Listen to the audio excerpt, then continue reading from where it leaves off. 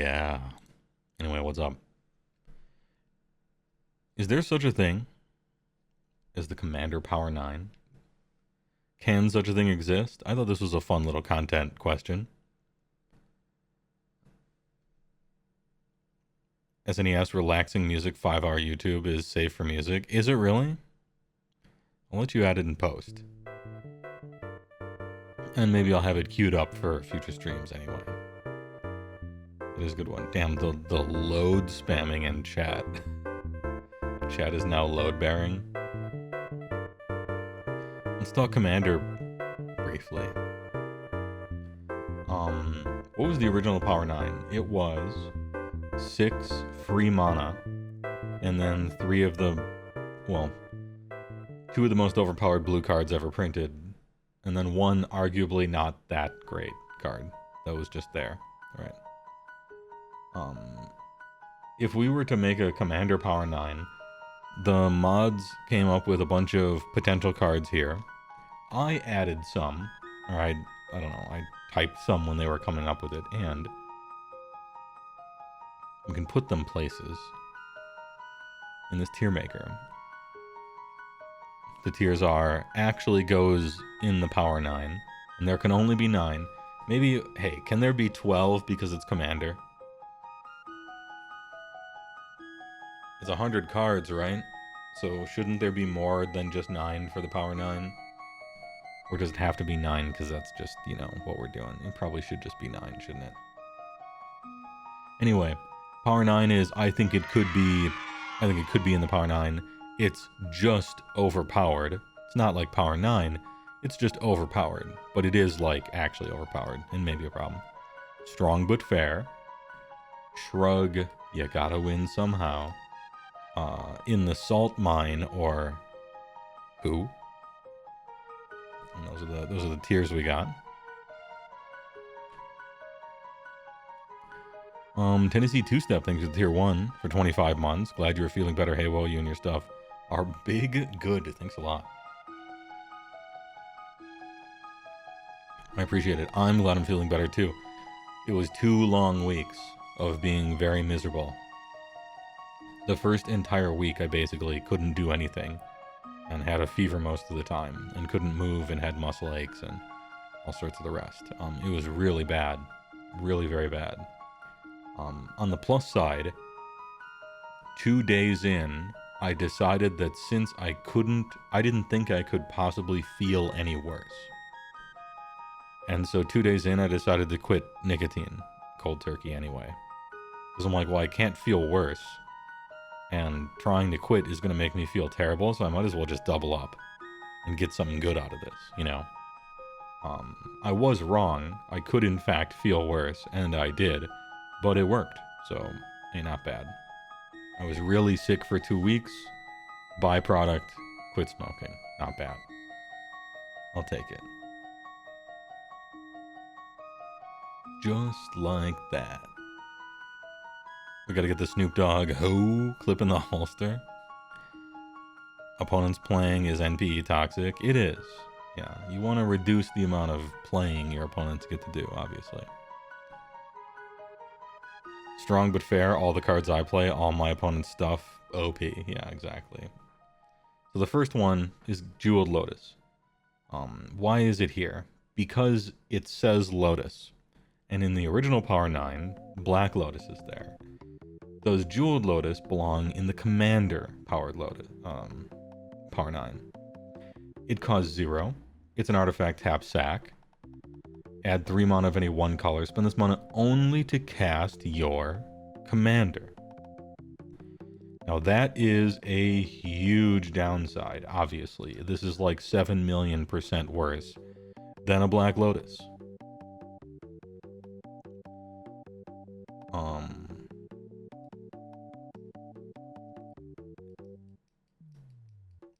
I'm not sure. The first one, and I actually don't know. Let me tell you, I'll talk about my thought process. So, it says Lotus. It gives you 3 mana. It belongs in basically every CEDH deck ever. If you have it and get your commander out very early, you're like super winning, right? It's obviously incredibly strong. You can recur it from your graveyard in various ways, which is also strong. It happens to be an artifact. So if your commander... Oh, never mind. But the problem is, it does require a little specificity. You know? Obviously, you can only use it to cast your commander. Huge downside. A lot of decks aren't trying to play their commander early. I mean, many of them are, but a lot of them still aren't. A lot of commanders, like, let's see. Jetmir, for instance. Like Jetmir, okay? That dude, he is a 3-color Craterhoof Behemoth that sits in the command zone. And he waits there the entire game until you want to win, and then you cast him and instantly win, right? So, like, what does a Jeweled Lotus really do for you in an EDH deck like that? And there are a bunch of commanders that they're sort of like win con commanders. You don't really play them until the time's right. And so because it's not like universally amazing, which is what when I think of the Power 9, I think if you remove any card from your deck and put one of the Power 9 in, it's a better deck. It belongs literally in every single one. I think Jeweled Lotus is only overpowered. I don't think it's exactly Power 9 worthy. But it's really close. And it's 3 of 1 color? Yeah, it's 3 of 1 color. So if your commander is 3 colors, 4 colors, 5 colors, it doesn't help you as much. Now, yes, it does help you pay for commander tax, but still. So I think it's actually just overpowered.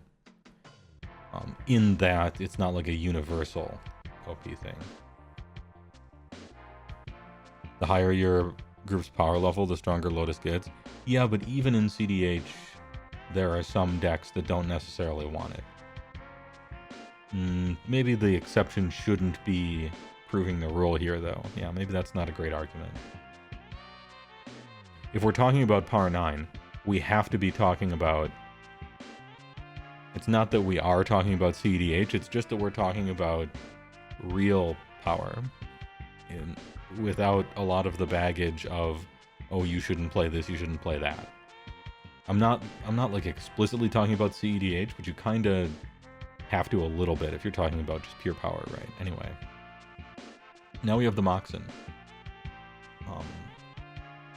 The original mod list had, I don't know, some of these, but we got Mox Diamond, Chrome Mox, Gemstone Caverns, which I consider to be an honorary Mox, Mox Amber, and the least good one, Mox Opal.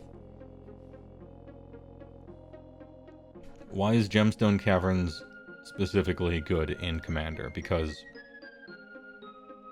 if it is in your opening hand and you're not the starting player, you begin the game with it on the battlefield with a luck counter, and you exile a card from your hand just like Chrome Mox, right? You have a 1 in 4 chance of you have a 1 in 4 chance of going first, right? You have a 3 in 4 chance of not going first. So Gemstone Caverns is like 3 times better than it is in 1v1, right? Because in a commander pod of 4 people, you have a great chance of not going first and having this thing tap for any color, which is kind of cool. I think Amber is better than Opal in general. Mostly because with Amber, you have decks that, you know, you're playing like Rogrick. What's that red creature for 0 that's technically a commander, or your commander costs 2 or something like that. This one's probably easier to turn on, but then again, a lot of people play a lot of artifacts, and Metalcraft is not exactly tricky to turn on. It's just that turn 1, Mox Amber is probably easier to turn on in a deck built around it. Mox Opal is the eventual, like, you'll get it. I don't know. These two are both, I think, a big step down from these 3 over here. You gotta kind of build around. Well, okay, you definitely have to build around for Mox Amber, and maybe similarly for Mox Opal.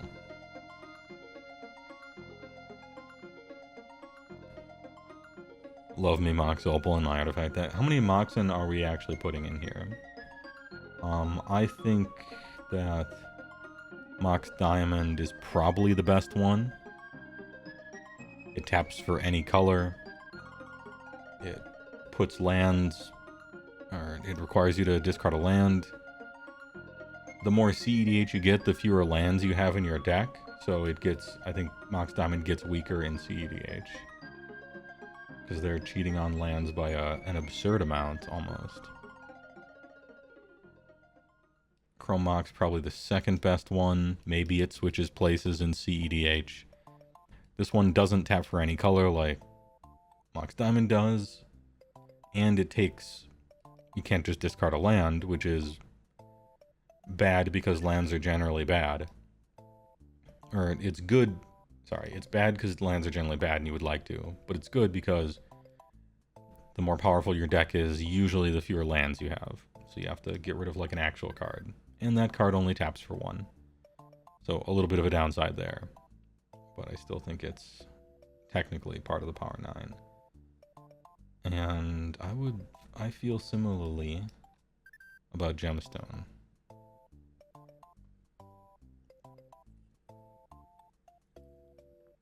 All you have to be is not going first.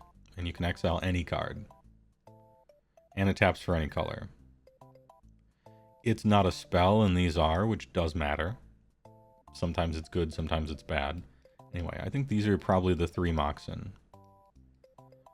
I think these are probably the 3 Power 9 moxen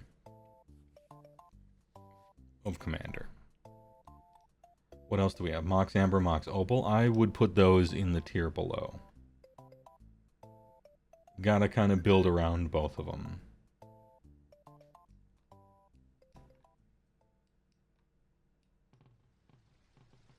It's just overpowered. It's just OP. Turn 1 artifact lands, Soul Ring, Mox Opal. Let's go. Yeah, sure. Easy peasy. I might run out of 9 up here. We'll have to reconfigure as we move along. The funniest way to die in EDH. Yeah, flip the coin. If your coin flips end up being bad, this will kill you. I have been killed by a mana crypt many times in my life.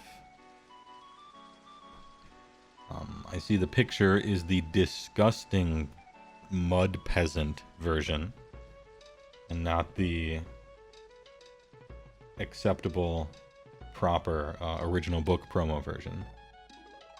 But that's fine, I guess. That's fine. Most people maybe know it from its gross poverty welfare Masters version. This shit taps for 2 and it costs 0. I have no idea why that's okay. Yeah, you flip a coin to take 3 damage. People played this thing in 20 life formats and now you have 40. Preposterously overpowered. It is probably better than these, even though these tap for any color, because these are all card disadvantage. You slap this down for free, no ifs, ands, or buts. Hits the table, 2 for 0. Doesn't cost a card, stays out. Ludicrous. Absolutely ludicrous. And we all know life doesn't matter unless you die from it. Which you might. Just flip a coin. Anyway. Shit's easily the most powerful, maybe, Power 9. Elitist streamer shits on $150 Monocrypt print. There's no elitism about it. It's just true. If you drove to California and found a homeless person and showed them this card, they would act the same way. It has nothing to do with how much money someone has or how elite they are. This is like physics. This is just science. You'd find some homeless guy with a shopping cart filled with carpet samples. Brown paper bag, smells like San Juan, alright? fingerless gloves. My man's eating Jack in the Box 50-cent tacos that are 3-day-old. You show him this Crypt, and he'd be like, oh, not the book promo? Alright. Anyway, brother, I lost my bus pass. Can you help me out? Hand him a bus pass. He gets the bus pass. Oh. New border bus pass? Alright.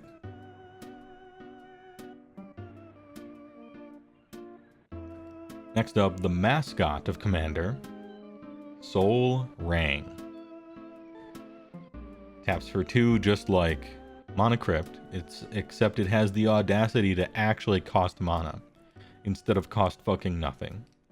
And so Sol Ring, obviously trash, right? It costs 100% more than Crypt. Price $1 to $12.50 depending. They reprinted it so many times, it is actually affordable. This card is ridiculous and bonkers, and so good. But is it power 9? Yeah. Yes, it is. Yeah, it's power 9. It goes in everything. It's so good. It stays out. It doesn't try to kill you like Crypt does. But it's mana positive, which is not okay. All 5 of these cards, the only reason all 5 of these cards are not in every single deck is because 2 of these cards are simply too expensive to really ever buy for any reasonable reason. Actually, Mox Diamond is what, $600 now, probably. Crypt is as low as $150 if you get the disgusting Dirt Peasant version, right? The potato sack version. And these two, I think new players don't like. Card disadvantage. But Penny Dude, thanks for the tier 1. I appreciate it for 21 months. It will always be EDH to you. Yeah, same. I've been trying to say Commander like a not old person. But yeah, I always have to think EDH first. Pay 1 to not take 20 damage. Yeah, true. Actually, yeah, depending on how your flip luck goes, yeah. Morturius, thanks for the bits. You're in shambles right now? You thought it was just first eds that mattered? You're telling me the whole all one type of border alt language thing in Magic is real? You thought it was just a myth? Oh, it's very real.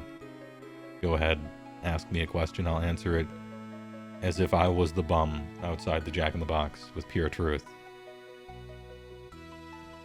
Anyway, these 5 cards should be in every Commander deck. No questions asked. Most of them aren't because of it costs money. And all these cards are expensive. This one's not expensive, so it goes in every deck.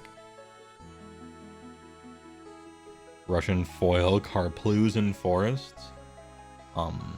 Russia was not a Magic printed language during the era of Karpluzan forest. So I'm sorry, Frank on the Rocks. If that trivia is not correct, can we cut that out? Anyway, it sounded like it was correct. I'm pretty sure they didn't do Russian until, like, I want to say 8th edition or... No, they did, Onslaught, right? Regardless. I think Onslaught might have been the first Russian year. I'd have to look it up. Next. Sol Ring's weird cousin, Mana Vault. It does not untap after you use it once, and it does 1 damage to you. Every upkeep if you don't pay 4 to untap it. You can only pay 4 to untap it during your upkeep. Usually means it stays tapped forever unless someone's voltaic keying it. Oh, they reprinted Karpluzan Forest in 10th edition. Alright, yeah.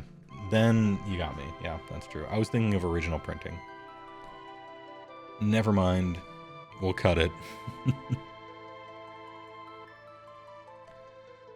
This thing, like Jeweled Lotus, doesn't go in every list. It goes in lists that want essentially a dark ritual. And or have a lot of artifacts enough to play stuff like Voltaic Key. But it's for sure, like, incredibly powerful. Arguably, maybe even... Yeah, I don't know, something like that. I think it's just overpowered. To me, Mana Vault is the card you play when your commander costs more than it should. Like, you chose to build a commander deck. Your commander costs 6. You know that's a mistake, but you did it anyway. Put Mana Vault in there. And everything's okay. As long as you draw it, maybe. Or that's the plan.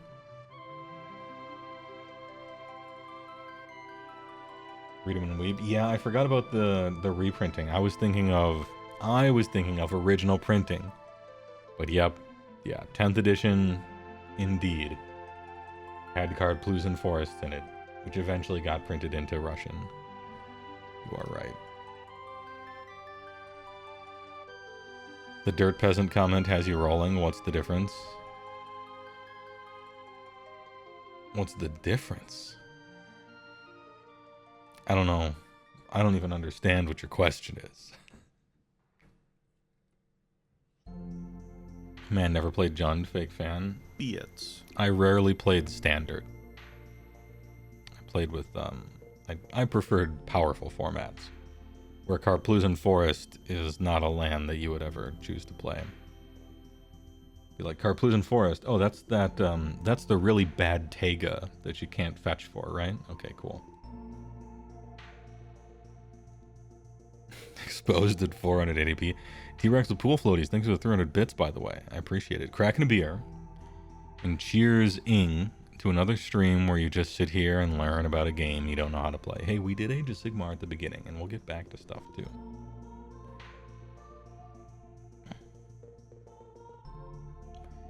Now the vintage player is going to lecture us. I only just dabbled in vintage. It wasn't my main jam. I only just dabbled. Next up, slightly worse Tolarian Academy. It's Gaea's Cradle. And maybe the one card I think on this list that legitimately should be banned. I think. If we're talking personal takes here, I think this card should be banned. What does it do? It adds a green to your mana pool for each creature you control. Which means in CEDH, it kind of sucks, because nobody plays creatures, unless they're in Geneva or something. But one step down from CEDH, and then all the way down to the bottom, this shit's like unbelievably overpowered. The thing that reins it in is if you are in a local meta that has a lot of wrath effects, then you can lose, you know, all your mana because all your little birds of paradise and your 1 million pushed elves are all dead and stuff like that. But yeah, it's totally overpowered. I don't think there's no way that it's a power 9. But it is terrifically overpowered. It is overpowered, that's for sure.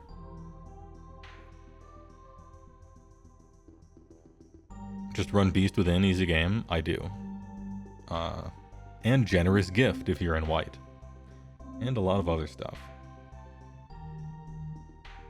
You're taking notes. It'll for sure get to MTG eventually, yeah. Ghost Quarter, let's go. What's your favorite, prettiest, least favorite, and ugliest sets? I'll get to that after this tier list. Remind me. What about Urza's Saga? It gets half of the power 9, right? Like, look at the power 9 we have. Cost 0, 0, 0, costs 1. Look at that. Here we have a land that taps for mana. Turn 2, you can create a construct token that chills out and kind of protects you.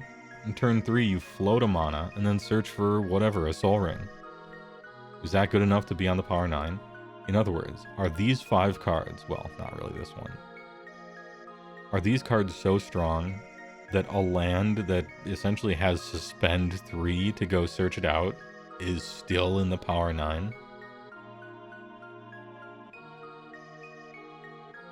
No, I don't think so.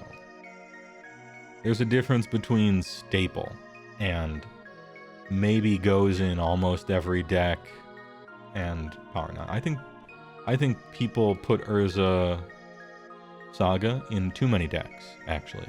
I have 2 thoughts about Urza Saga. 1, I think people think it goes in more decks than it really does. 1.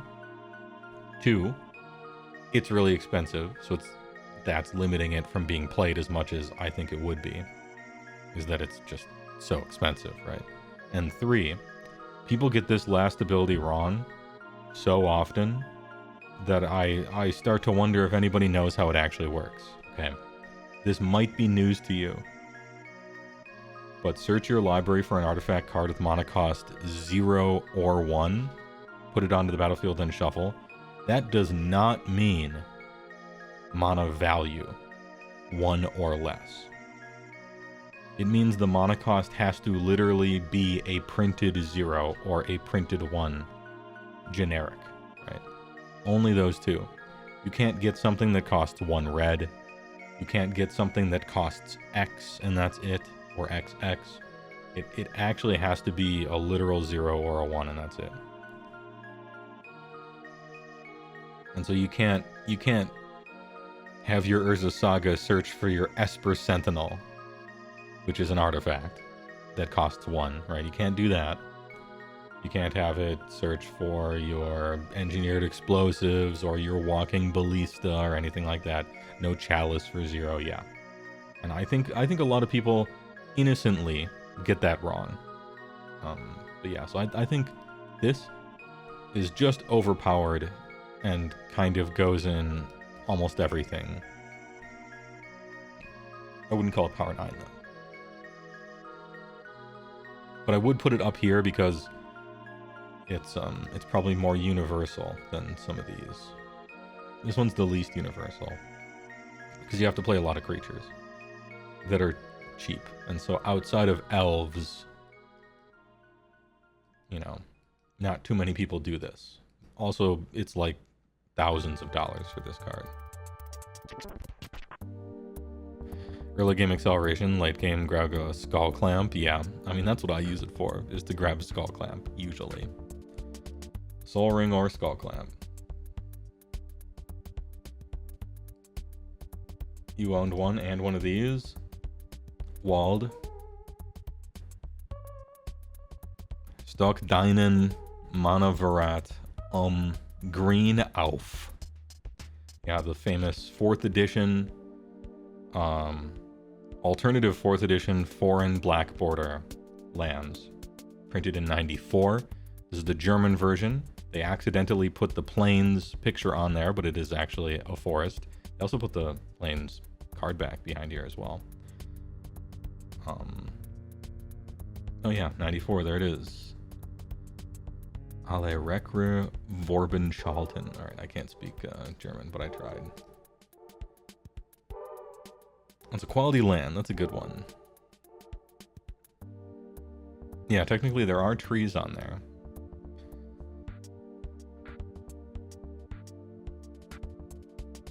$32 for Urza Saga, that ain't bad.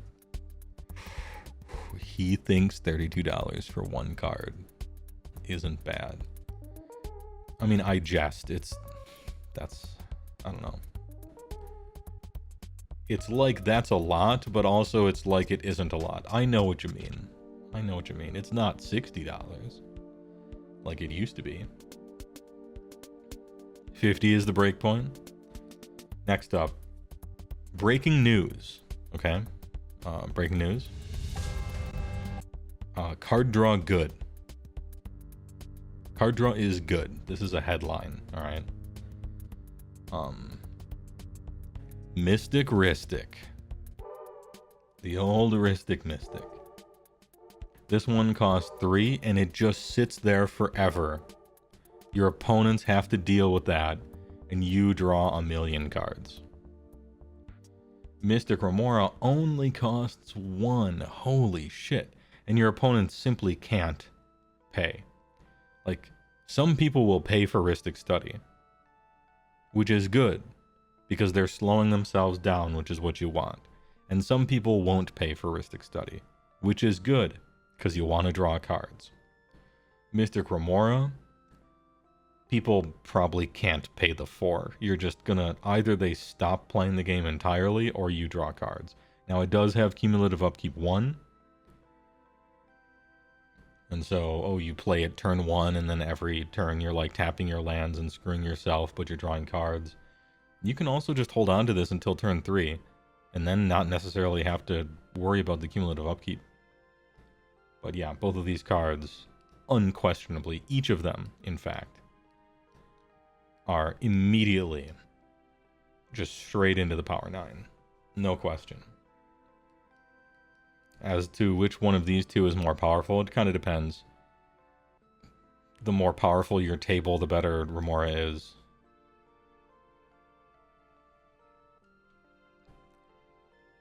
And also, I don't know, if there happens to be a fight over a spell, or someone has to try to combo off, or dig for an answer or something, you just get to sit there drawing cards until you finally get a free counterspell or something. Power 9 has 7 warning? Alright, yeah, but these are so deserving to go into the Power 9, it's not even really worth discussing. They're just in. They're the Ancestral Recall and the Time Walk, kind of the original Power 9. The old Rizzle Dizzle.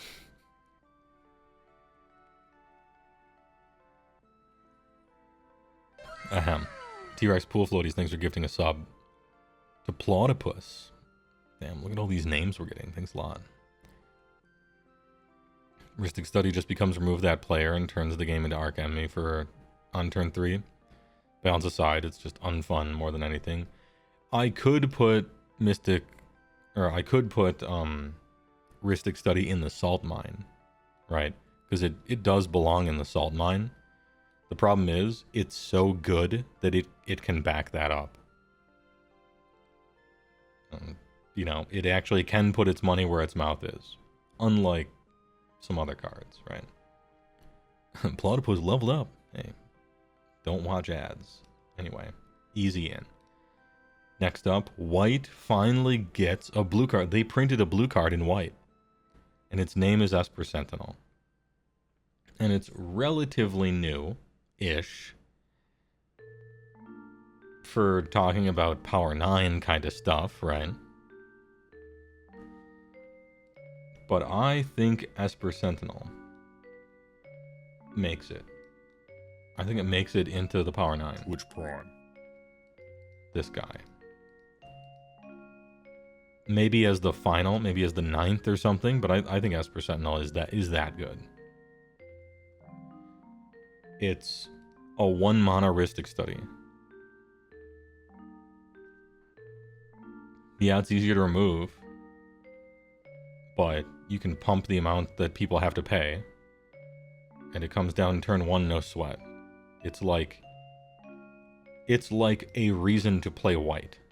Okay? White, they printed a good white card. They're like, well, let's make a blue card and then just change it to white, and now maybe it's too good. Lolly, it's Dalen. Thanks for the big prime, Lolly, it's Damon. Appreciate it for 11 months. Do we need a space between Power 9 and just OP called No Cigar? Maybe if the Power 9 tier starts becoming too big, maybe I'll do that. But yeah, I think this card is so good. It's white Rhystic Study for 1. That's easier to answer. But -2 mana, easier to answer, I'll take it. This shit's so good. It's non-creature spell, right? So there is that. This shit, a spell. Don't think I'm being unfair.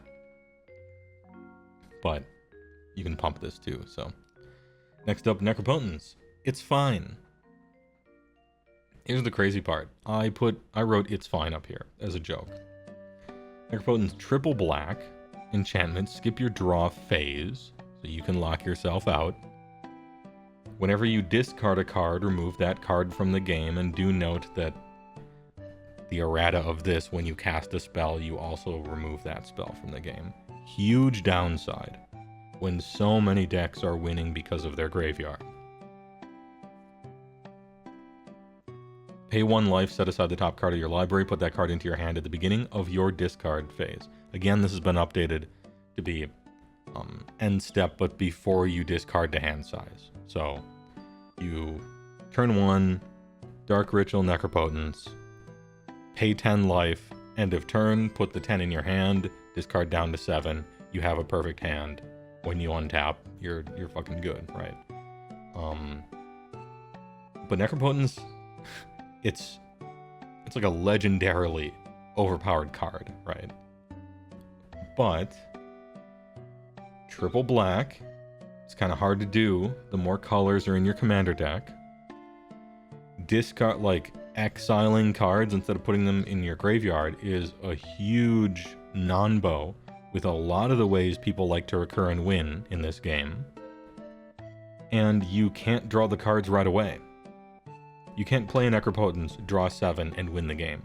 You play a Necropotence, your turn ends, and you draw 7, right? That's a big difference. And so for all of these reasons, Necropotence is just overpowered. It's just overpowered. And damn, am I gonna do... It's almost in strong but fair tier. Triple black, you don't draw the cards the turn you play it. You have to exile them, so no graveyard shenanigans. You can necro lock yourself. Actually, in Commander, don't hate me. I think it's strong but fair.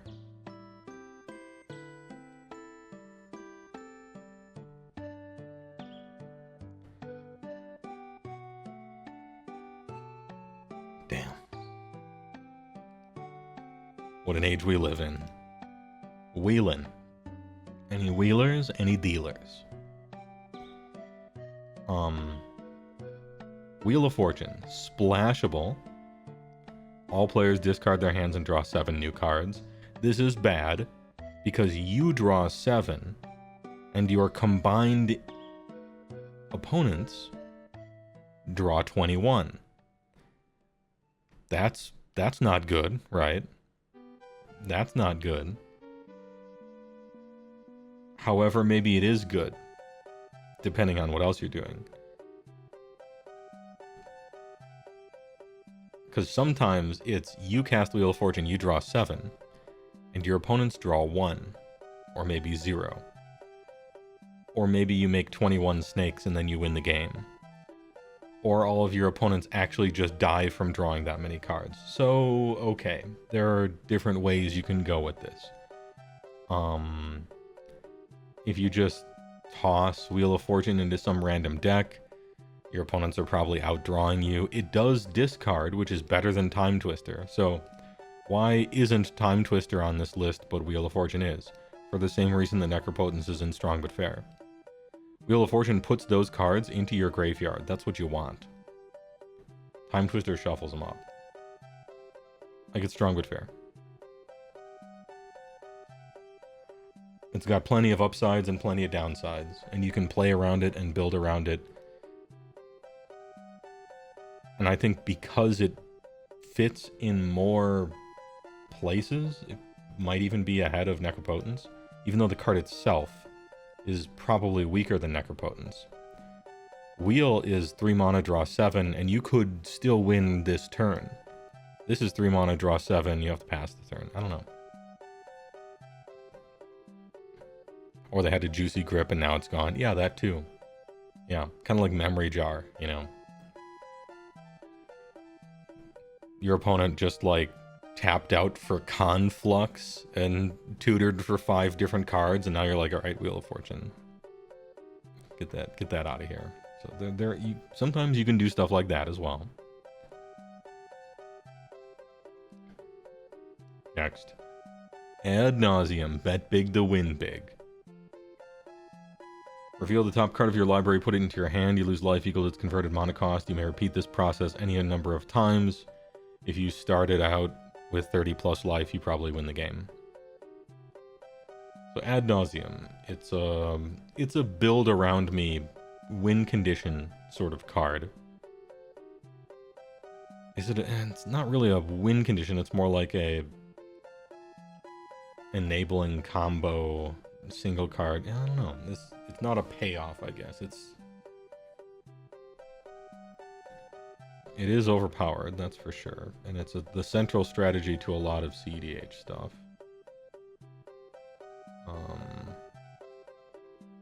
Did we put Adnaw's picture in here? Ooh, maybe we didn't. Yeah, I think we're missing Ad Nauseam.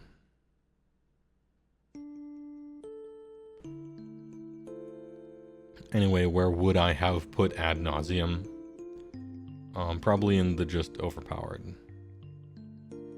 You gotta build so specifically around Ad Nauseam. Oh, is it right there? Did I...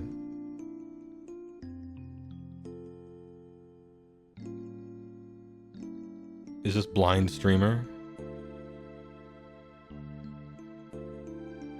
All-time great MTG art. Yeah, I love the art. I don't see it. Are you trolling me? Oh, here it is. Yeah, actual blind streamer. Perfect. Actual blind streamer.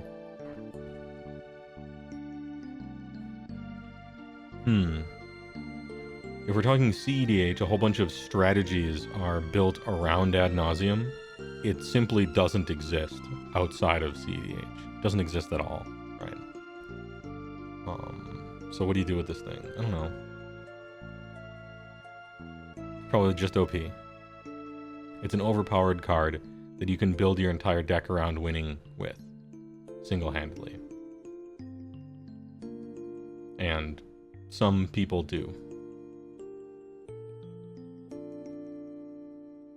Probably at the top of just OP. Because it's that good, right?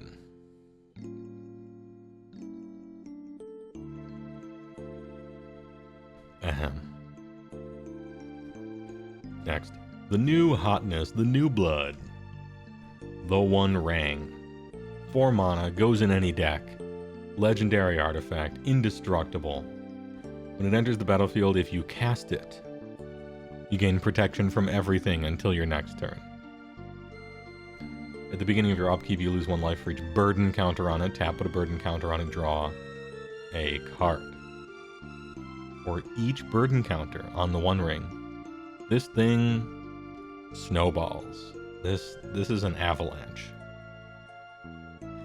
Draw 1, draw 2, draw 3. If you tap this 3 times, you have drawn 6 cards. Untapping this, pretty strong. Flickering this, pretty good. You only gain the protection when you cast it, though. It's sort of a fog, you know. 4 feels like a lot. 4 colorless mana, that feels like a lot if we're talking about Power 9.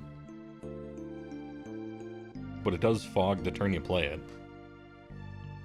Synergizes with some of the other stuff you might be playing. The card draw is absurd, and you can have the run away with it kind of effect. It's indestructible, so your opponents might find it tricky to get rid of unless they're exiling. To me, it's too new to put in Power 9. It might end up being there. It checks a lot of the boxes of what could be a Power 9. It's an artifact that goes in every single deck. It draws you way too many cards. It gives you protection from everything when you play it, so it's offensive and defensive, and finds answers. It interacts favorably with all sorts of stuff you're playing anyway, like untapping and sacrificing and flickering and bouncing and all the rest.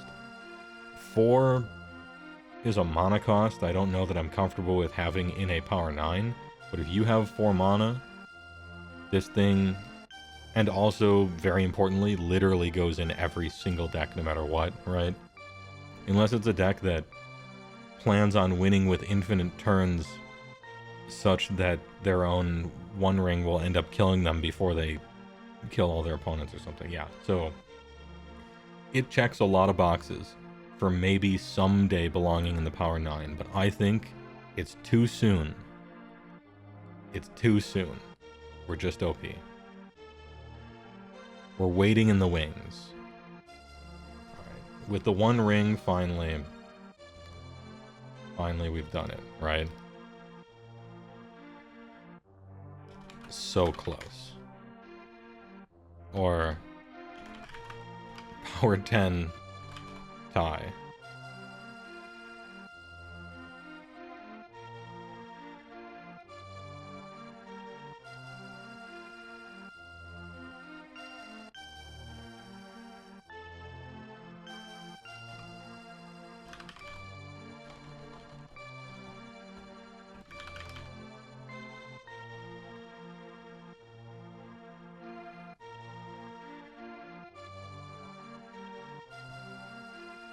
Displacer Kitten loves it. Displacer Kitten loves a lot of stuff.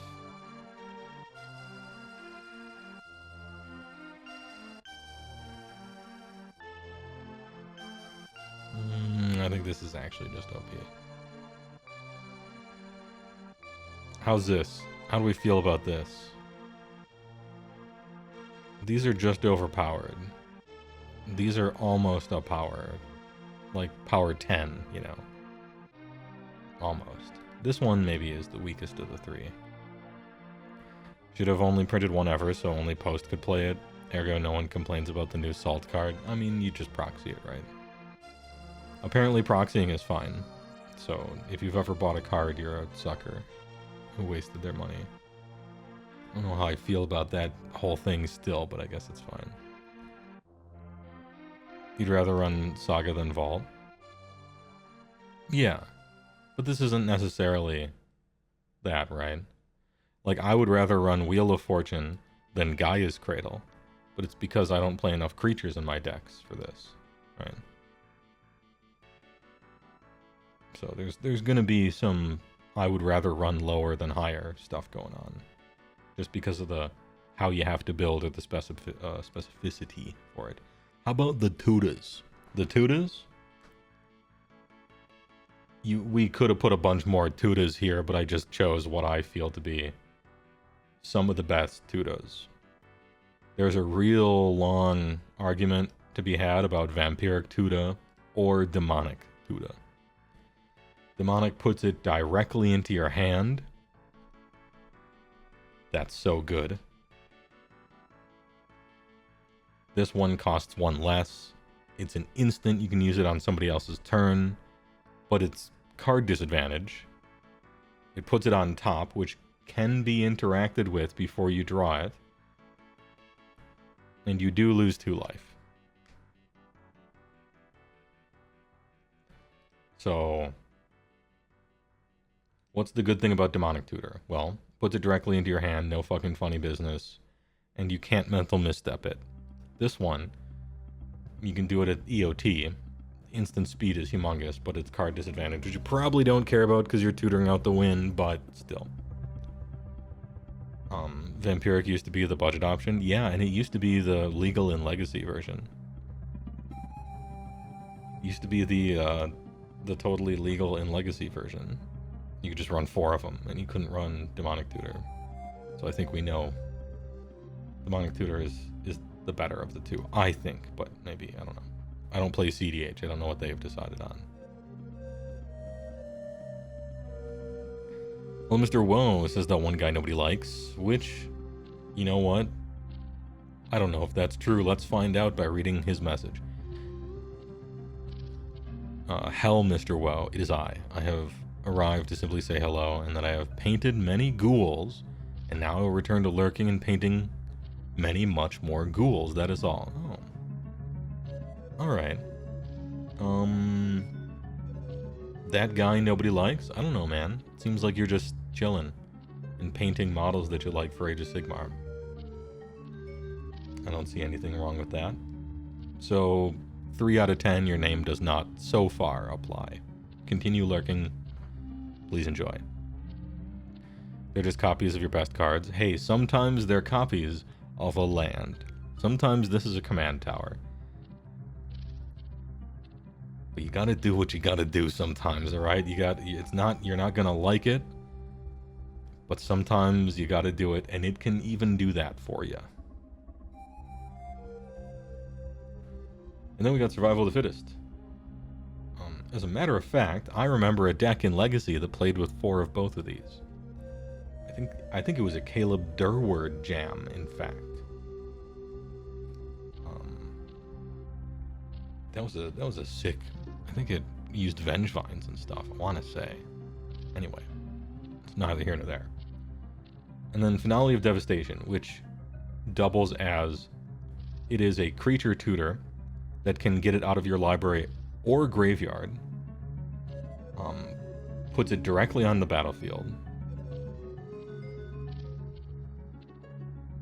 Works for setup, works as a payoff. It's an actual win con if you put enough mana into it. I threw it in there. Or Borg or Cabal coffers, depending on what you don't have. 50% of the time, tutors are in tier waste time. Totally disagree. 50% of the time, the player of the tutor is in the waste time tier. Like, there's a picture of the player, and that player is in the waste time tier. I don't want to blame the card.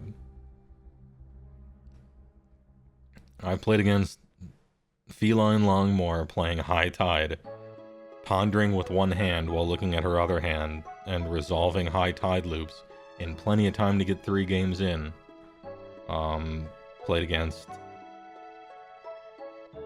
What's the Miracle player? I can't remember that Miracle player guy from Texas who used to be really good a million years ago. Played at a great pace with Sensei's Top. Very rarely went to time.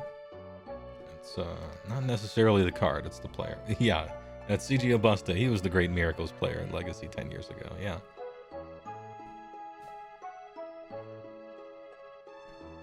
You forgot Finale can grab from the graveyard? Yes, it can. That's big. Anyway, where do all these tutas go? The best tuta is Demonic Tuta. And even the best tutor does not go in the Power 9. In my IMO. And I'm not used to that art on Demonic, so I'm going to be stumbling through looking for it. What is it? Okay, it looks like that. What a weird Demonic tutor. This is the... Oh, here we go, yeah. Do we say Power 10 almost, or just overpowered?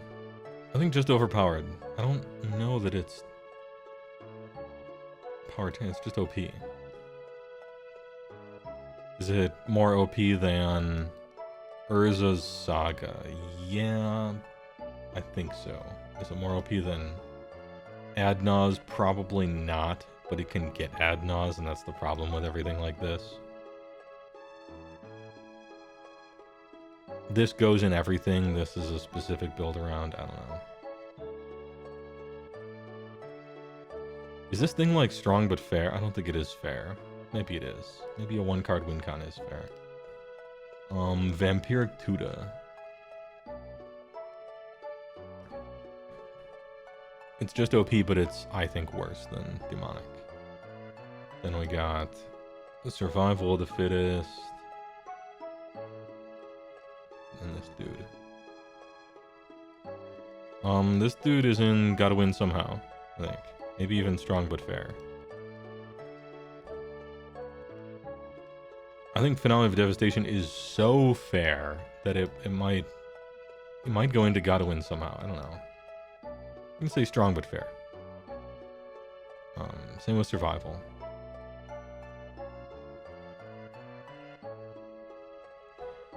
Choose and discard a creature, tutor for a creature. Every part of the card is criminally undercosted. It's strong. Card's really expensive. It's fine. I think you just gotta win somehow. Survival's better than Finale. Yeah, because Survival's an engine and Finale is a single card. Usually engines are just, especially ones as brutally undercosted in all ways as this one is. You don't even have to do anything crazy. You don't gotta be putting squee places or anything like that. It's just, yeah, I want the best creature every turn. And putting stuff in your graveyard that is a creature isn't exactly a bad thing. In fact, I would imagine, in a deck with survival, you actually want creatures in your graveyard for some reason. Anyway, gotta win somehow. The one reason red exists in Commander. Asterisk. There's more than one reason. But this is the real reason.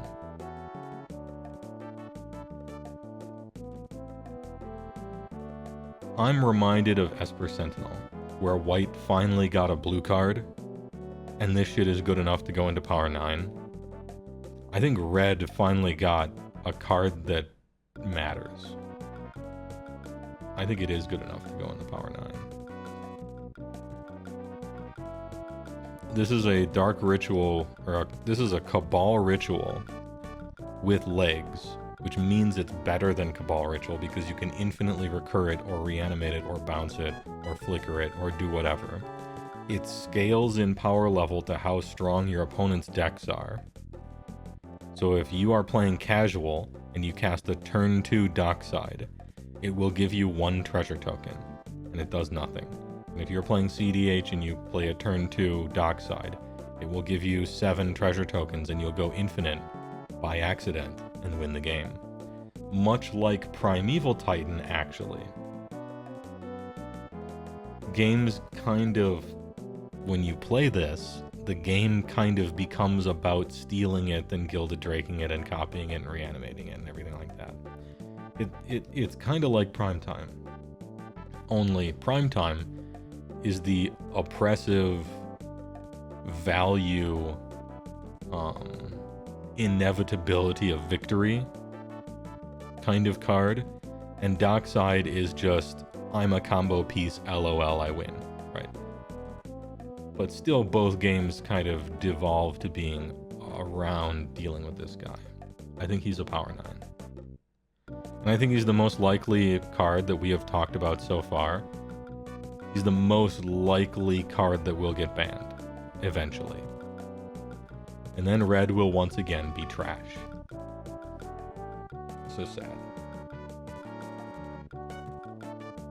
But he is really good.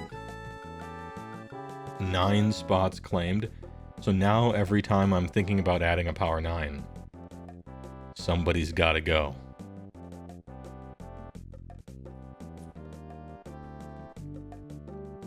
Yeah, I think Dockside belongs. 1 year ago, 2 years ago, he probably didn't. But they reprinted him once or twice, and people eventually bought him. White's second blue card, with the anime girls laughing at your dick art, which is just fucking hilarious to me. Love it. Oh my, look at his penis. They're just fucking laughing. Oh god. So good. Anyway, Smothering Tide.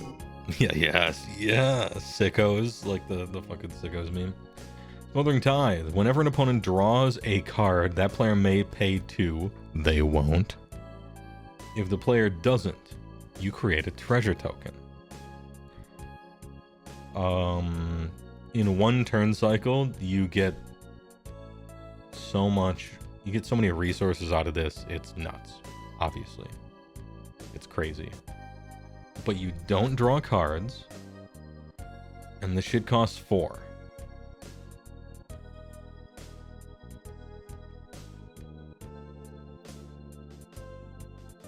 And I think that's enough to keep it out. That's enough to keep it out of Power 9. That's enough to keep it out of Power 10. And damn, this shit goes like halfway in between overpowered and strong but fair. At 4. Now, yeah, you can have a Smothering Tithe out and then cast this spell, and then have a million mana, obviously, and then keep playing forever.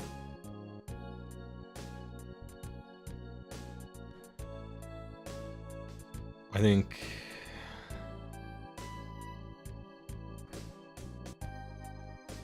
it's probably generically better than Survival.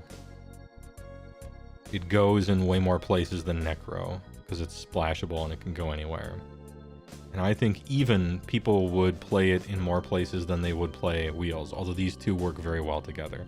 I think Smothering Tithe is strong but fair.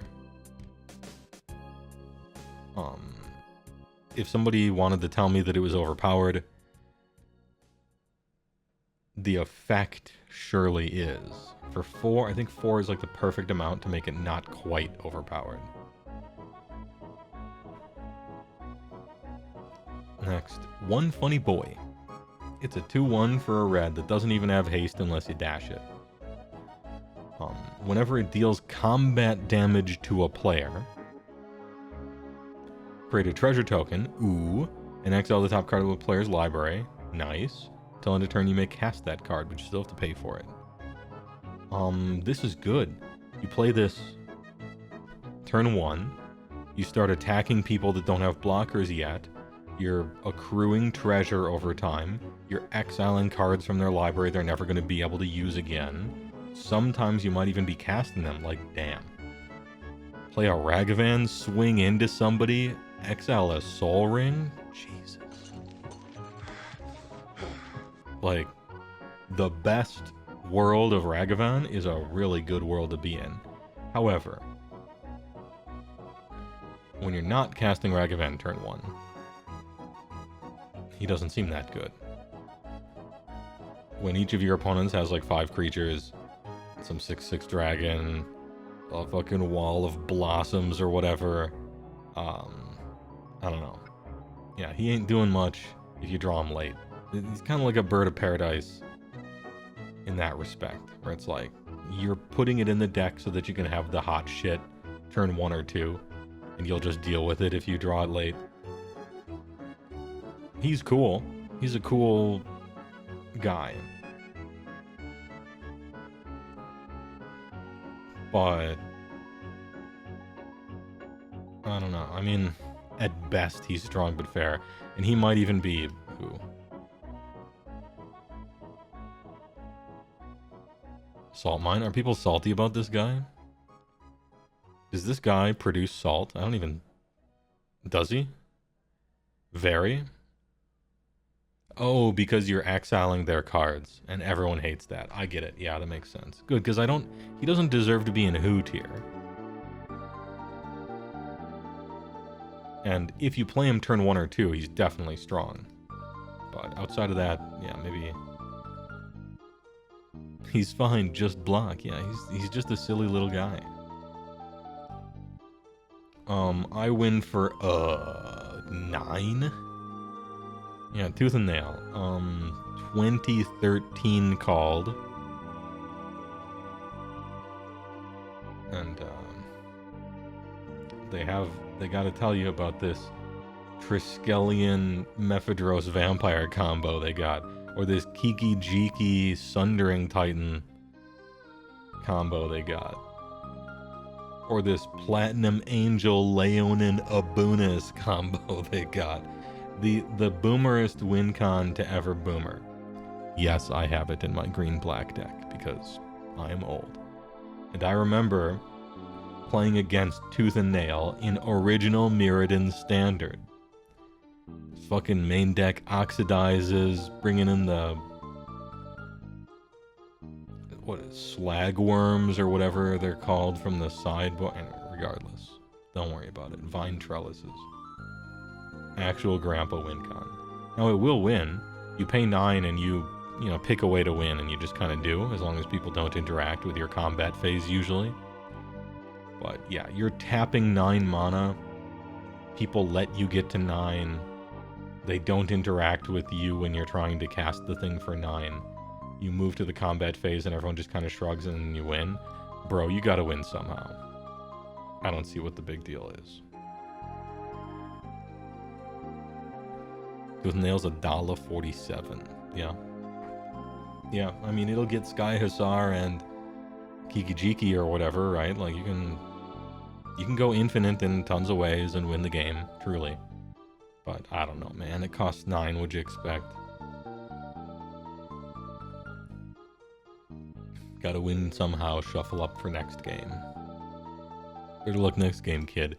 Speaking of gotta win somehow, it's another boomer-ass win con from Dark Steel, the second part of original Mirrodin. When Mirrodin Dark Steel 5th Dawn. If you have infinite mana, you can play this and then gain infinite life and draw your whole deck. But, I don't know, there's better outlets for infinite mana, I think, in general. This is like a boomer-ass infinite mana extra combo.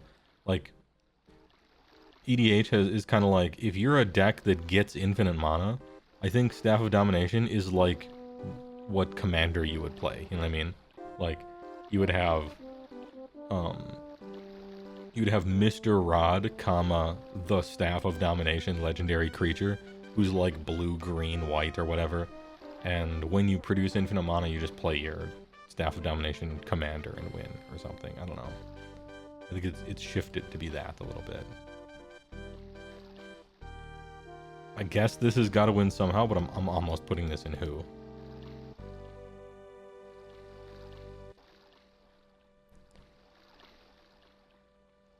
You prefer turning an elf into a car for your infinite mana? Yeah, that works too.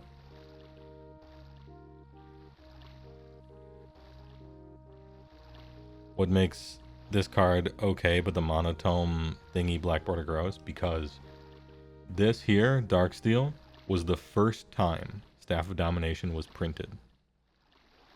2004. 2004 was when this card was first printed. It's the first print run.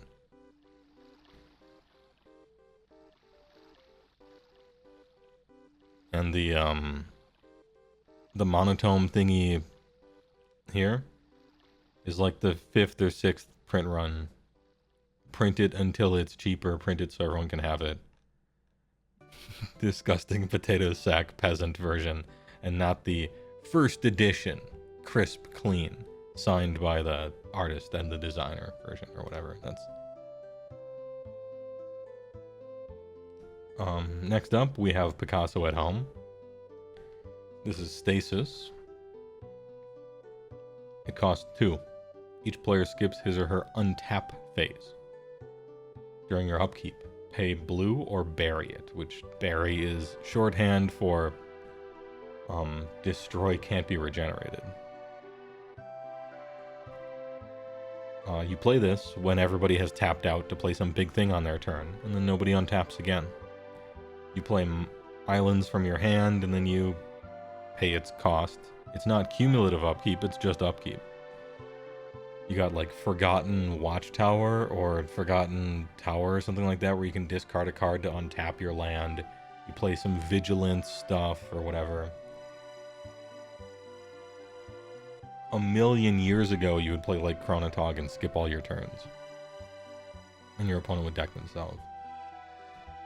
This is just a salt card. It's not even necessarily good. I mean, it is good. You just gotta find a really good time to play it.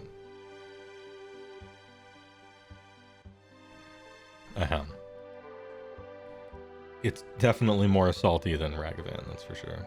High sodium. NA.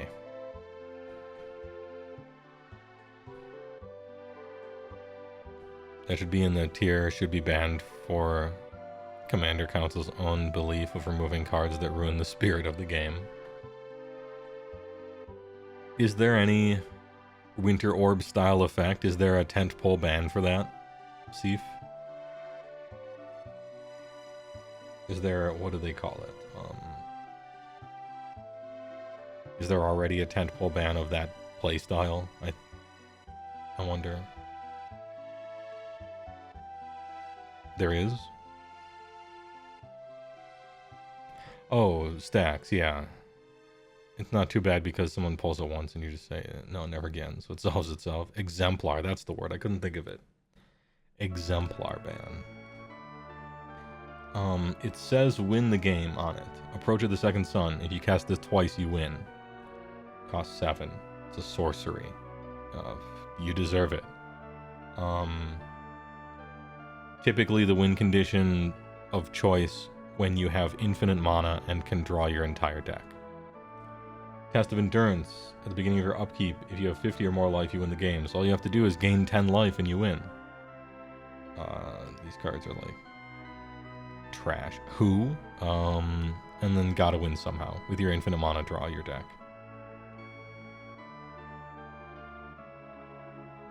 You see no problem with approach? I mean, yeah, nobody plays it the way you're supposed to play it, where you play it once, gain some life, your opponent's tracking how close to the top it is, ooh, it's 7 down, it's 6 down, you're brainstorming, it's like, I have Thrasios out and infinite mana, so technically I draw my whole deck and cast approach twice. $55 well spent.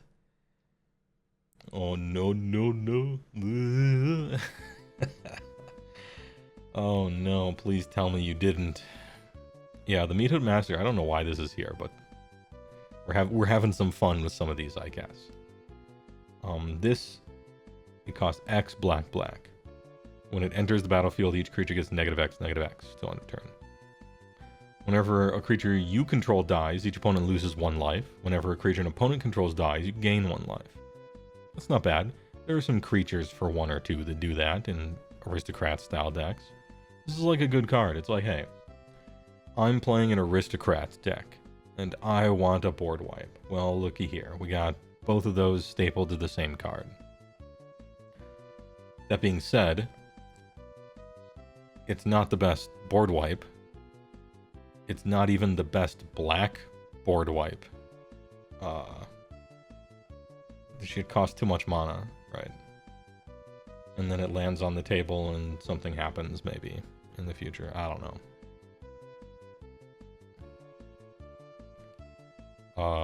Who?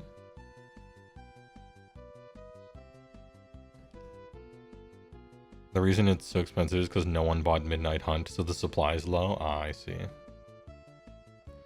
don't even think it's the best black -X board wipe? No, well, I didn't say that one because the best black board wipe is a -X one, you know, so. Which is Toxic Deluge, is the best black board wipe.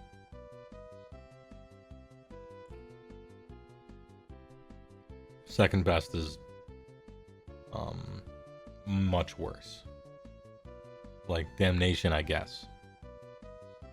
But that's a lot worse than Toxic Deluge.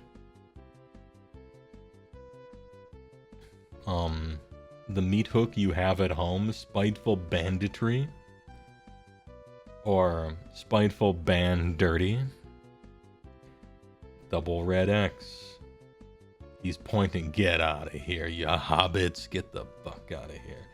When it enters the battlefield, it deals X damage to each creature, which is way worse than negative, but alright. Whenever 1 or more creatures your opponents control die, you create a treasure token.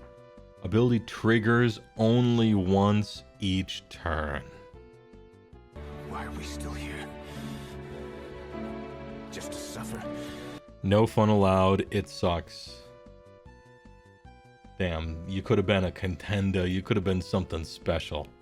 But then you put the no fun allowed sentence at the end. Costs too much mana. Damage is the worst way of doing a board wipe. It's not even a good board wipe. Your treasure creation thing is limited to 1 time instead of 1,000,000 times. Then again, you're in red. And red is the worst removal color. By far. Like, red just sucks. So, maybe this is still good. And you cast it for 3 to kill their Bird of Paradise or whatever, and then you're just making 1 treasure token every once in a while. I don't know. Who?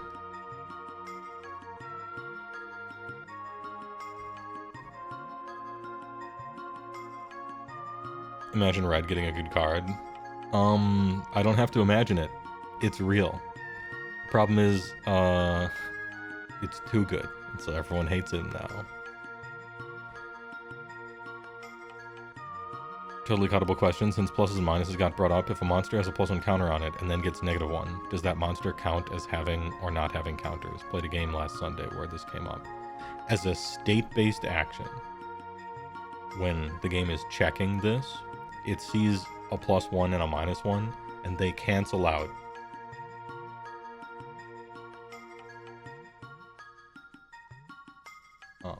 But I really need to look that up, because it's been a while since I've looked at rules. Alright, so I will.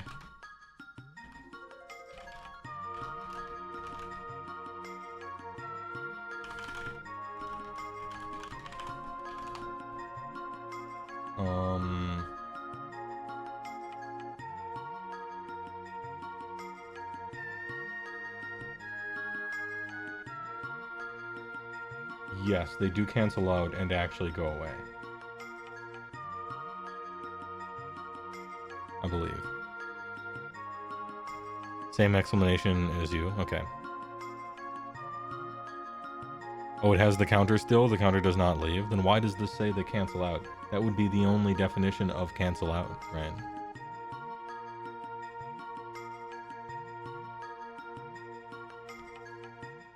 I need to look this up better, I guess.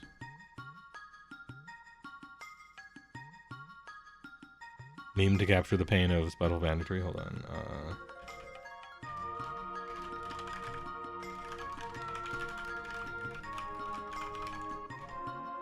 I should know this. You know?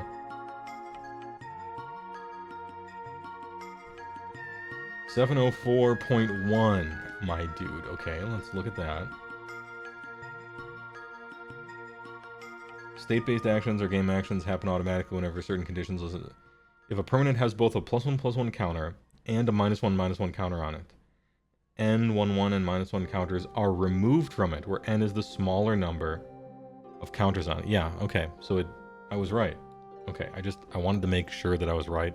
Confirmed. 704.1 among state-based,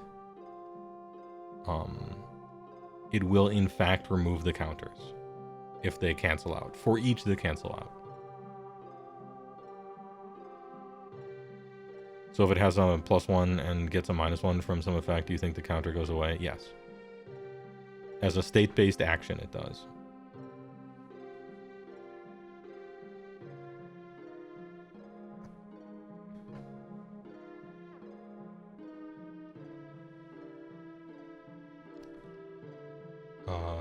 Anyway, good question.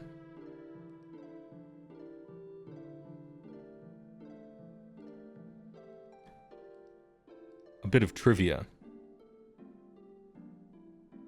So Toxic Deluge wipes every counter. Toxic Deluge, if I recall correctly, is -1/-1 for each life you pay until end of turn. It's not a counter. Like, it doesn't put counters on it. It just makes it -1, -1 per life you pay until end of turn. Like, there's a difference between Giant Growth, which gives something 3/3 until end of turn, and another card that puts +1/+1 counters on. So that's the critical difference. Is one of them isn't using counters, and the rule for the state-based thing is only counters. Anyway, I'll redo the Yawgmoth. So we got Yawgmoth's Will. Yawgmoth's Wheel. As a bit of trivia, this was the original 10th power. As in, there was the power 9, and then they printed Yawgmoth's Will, and people said it was the unofficial 10th piece of power. It costs 3. It's splashable. Sorcery. Till end of turn, you may play cards from your graveyard. That's overpowered, right? Damn, I can play cards from my graveyard. So the Dark Ritual in there, I can cast that. The Black Lotus, I can cast that. I can Demonic Tutor for Yawgmoth's Will, cast Yawgmoth's Will, recast the Demonic Tutor from my graveyard, find other thing. You know, you can do some nutty stuff with Yawgmoth's Will. However, if a card would be put into your graveyard from anywhere this turn, exile it instead. Otherwise, you would probably go infinite way too easily. So, okay, it's got a downside. You can only use each of those cards once. And the turn that you cast Yawgmoth's Will, for the rest of that turn, you're just kind of exiling everything. Which is a downside. It's crazy powerful, this card, of course. It's crazy strong. I don't think it's almost power 10. I just think it's just overpowered. I don't even know where I want to put it here. It could go anywhere here, really. I don't know, on pure power level, maybe here. I'm not sure. Regardless, it's crazy powerful. But it's just OP. It's got enough downsides. And it doesn't go in everything. Blah, blah, blah. It's crazy strong, though. Speaking of Yawgmoth's Will, they finally gave Red a black card. The other reason Red exists, although only in CEDH. This does not appear anywhere else. Underworld Breach, only 2. Each non-land card in your graveyard has Escape. The escape cost equal to the card's mana cost, plus exile 3 other cards from your graveyard. At the beginning of the end step, sack it. So you got 1 turn to use it. It's almost like it's the most sorcery enchantment you've ever seen, but okay. Here's the difference between Yawgmoth's Will and Underworld Breach. Underworld Breach is cheaper, which is a big deal when it's the combo turn to win the game, right? Just straight casting stuff is so much better than having to exile 3 cards and then also pay, that you would think the Yawgmoth's Will is just better than Underworld Breach, right? You would think. However, this exiles. This does not. You can cast the same card from your graveyard with Underworld Breach as many times as you can exile 3 other cards. Okay. Damn, I think Underworld Breach is better than Yawgmoth's Will. In a deck you're building around it.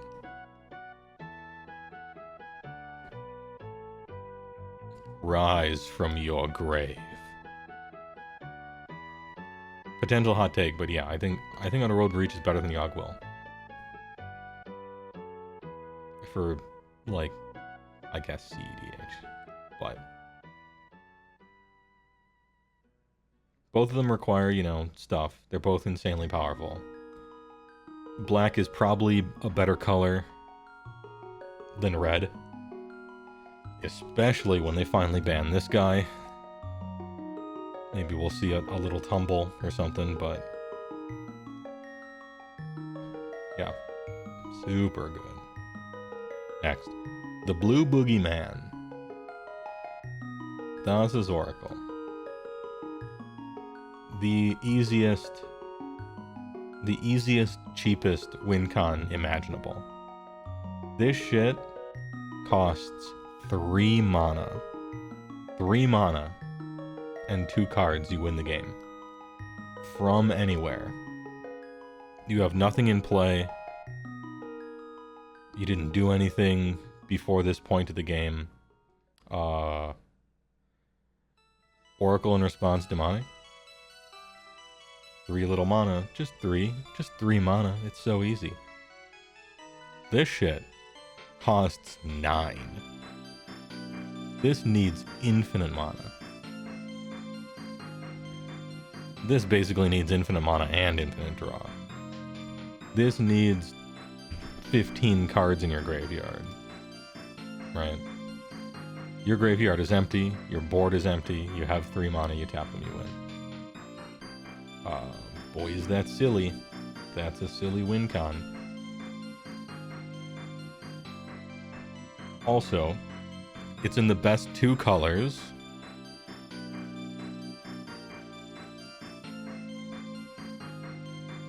That being said, a win condition does not belong in the Power 9. Only enablers. Enablers, engines, free mana, shit that goes anywhere. To me, I kind of fundamentally don't think that a pure win condition, a card that does nothing except win, I don't think that's like philosophically what the Power 9 is about.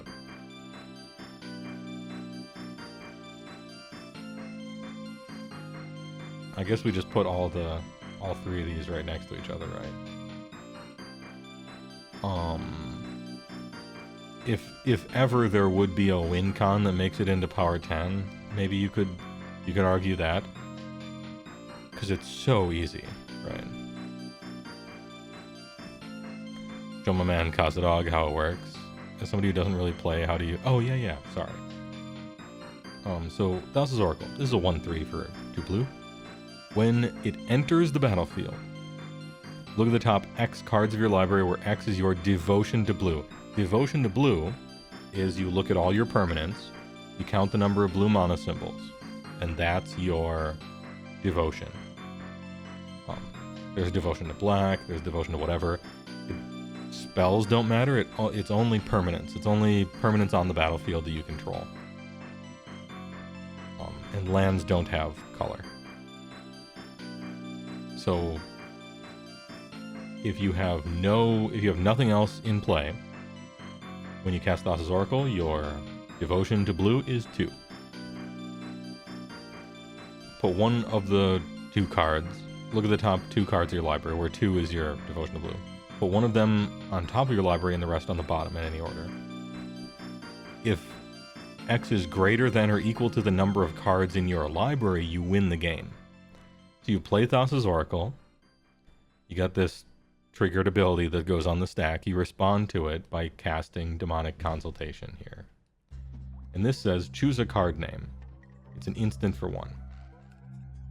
Exile the top 6 cards of your library, then reveal cards from the top of your library until you reveal the card with the chosen name. Put it into your hand, and exile all other cards revealed this way.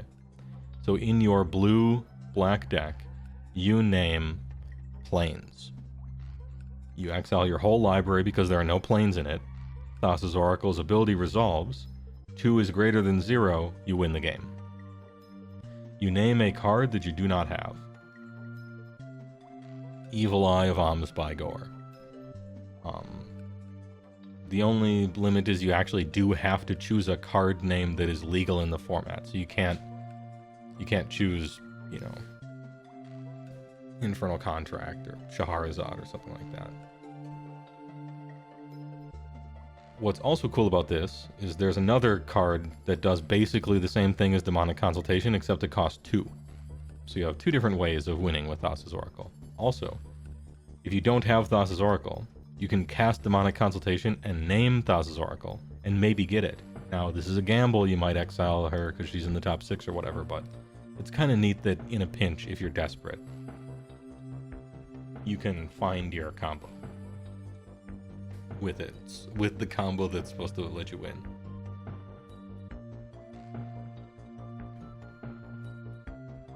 And yeah, people are like sick of it. Really, they're bored of it. It's almost like this should go in the salt mine. It's the simplest, easiest, no thought, cheapest mana wise, 3 mana, goes in anything, nothing matters. Cast it, I win. And people are like kind of sick of it. It's so good. It basically shits on every other win condition. It's so overpowered, I guess, as a win con. But there's always going to be the best win condition. It just happens this one is right now. If they ban this, whatever the second best win con is now the best, and now does everyone complain about that? I don't know. I don't think it's Power 10 or anything. But I do think it's actually overpowered. It's probably too good of a win condition. If the format of Commander cared about banning something because it was too good of a win condition, which I don't think they're in the business of doing, except when they did it to Flash one time. If they were in the business of doing stuff like that, I think, yeah, maybe you ban that, I don't know. And the best tutor colors. Yeah, which is why they're the... So, they're the best two colors, because they're the best tutor colors and the best protection colors. Blue has all the draw, it has a surprising amount of search, and it has counter spells. And black has draw and tutor and protection. Thaus is the spikiest condition, just an easy and efficient assured victory. Yeah, and it wins in a way that you don't have to care about what your opponent's doing. Your opponent just cast protection from everything ring. You don't care, you don't target them. You just win. Oh, you have protection from everything? Cool, I win. Oh, you have 100 million life? Cool, I win. Oh, you cast Teferi's protection and all your shit phases out and blah blah blah. Cool, I win. Good work.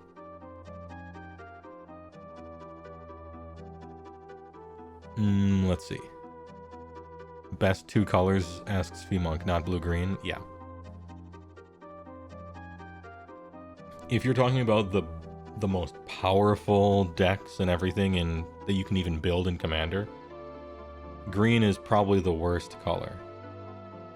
But if you take 2 steps down the staircase into like power level 8 out of 10, green is suddenly like maybe the best. So it flips immediately.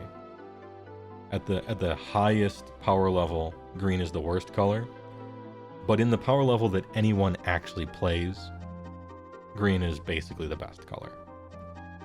So it kind of goes like that.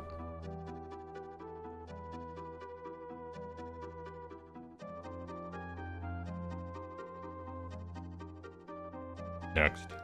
Silly red cards. Dual Caster Mage Twin Flame. This is an infinite combo.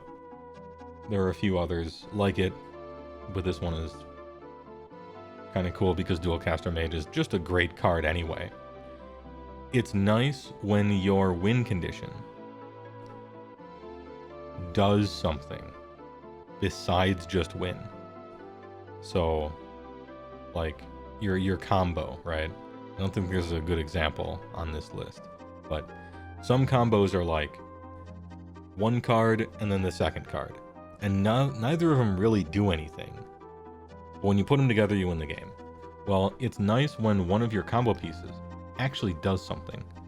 So if you're screwed or you're not about to win, you can still maybe do something with that card. It's not just dead, right?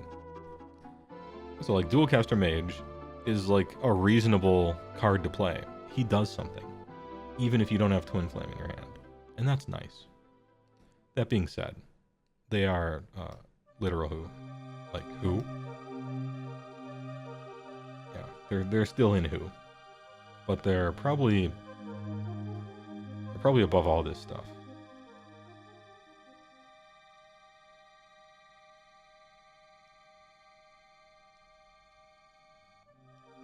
Staff is just like too old, I think.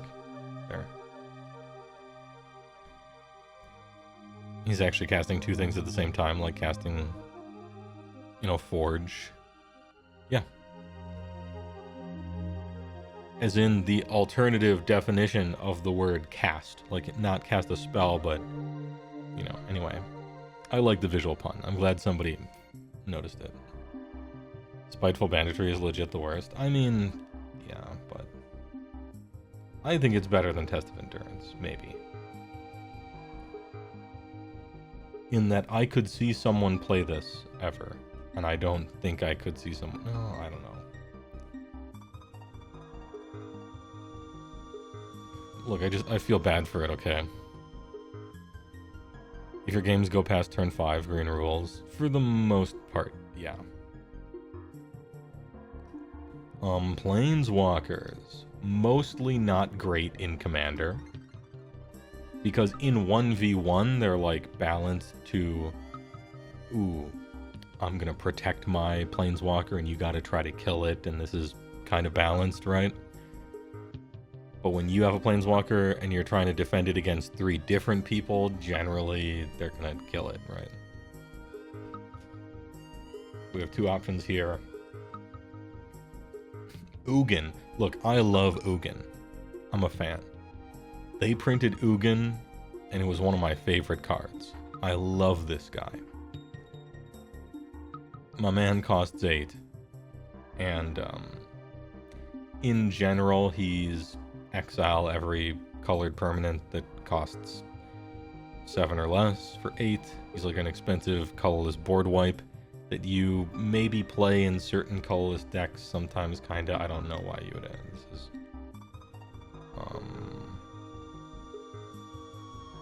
yeah. I love Ugin, but in this tier list, he's in the who? He's in literal who. Ugin?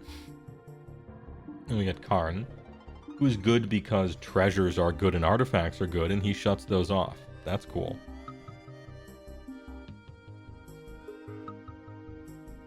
His -2 ability doesn't actually work in Commander. That's a drag.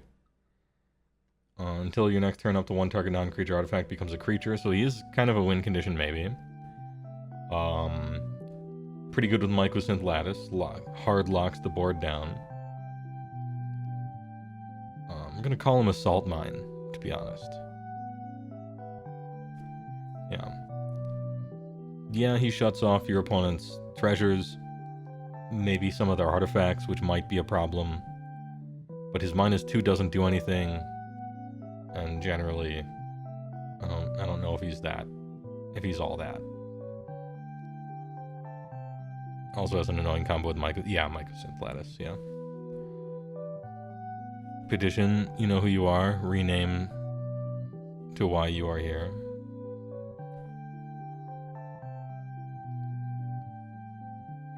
If you want to play the funny 40k Necron deck, that guy looks like he shits on it. Oh yeah. If you are playing an artifact deck or an equipment deck or something like that, you cast this guy and suddenly nothing in your deck works. But attacking probably still does, so maybe you can take him out. Or cast Murda or something like that. You play Biotransference, let's go. And they Vandal Blast you. Oof. Shatterstorm. The old version. Kazadog, here's what you do. You play the 40k Necron deck, and you put Karn in it. There you go. This fucking guy. See, we got the pre-release stamp here. This fucking guy. Drannith Magistrate. 1/3 for 2. Your opponents can't play Commander. He actually does kind of shut off some EDH decks, and then they're like helpless forever. You will be told to run more removal to kill him, and you will be told that he is pretty killable. And both of those things are probably true, but it's a 100-card format, I don't know. Can't always draw all your removal. And this guy, philosophically speaking, is sort of the antithesis of the format of Commander, and I don't think he should be legal. I think he should be banned. Not for power level, but on principle. That being said, I don't actually care. I don't think it's ruining anything. But it's just it's probably I think it's a bigger salt mine than Stasis because nobody plays Stasis.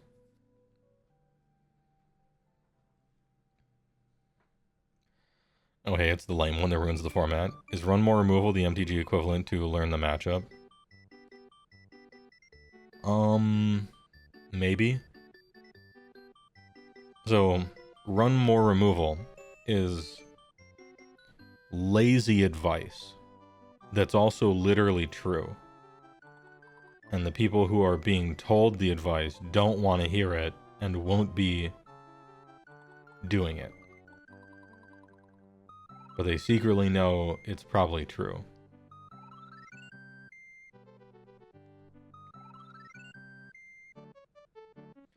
Run more removal is learn to block, maybe. Maybe I didn't pay $60 to block, right? I didn't build a 100-card deck to put Swords to Plowshares in it. I got one generous gift. That's it. We're good. Ahem.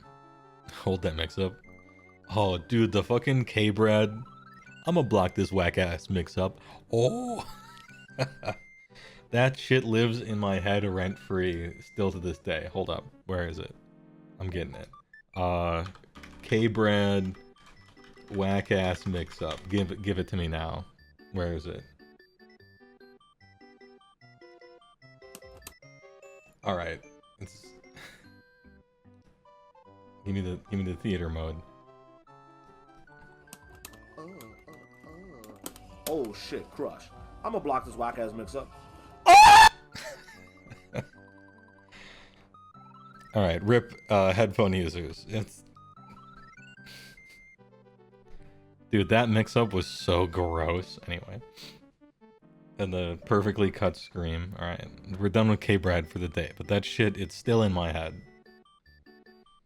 He's so confident. He's like lazy. He's like leaning back in his chair. I'm gonna block this. I'm gonna block this whack-ass mix-up. Oh... Well worth the hearing loss. You should have learned the I guess so. Kage was actually so sick. Oh, dude, and Kage had fucking Ono come out there with the most brutal English I've ever heard in my entire life, and it was so good. Home or the room or the living room. Kage. God damn, that shit was so good. Dude, all these excellent memes are coming back to me. Please? Oh, what was the... Damn, it was so... Anyway. Oh no, it's English? Dude, the man was trying. It struck me that...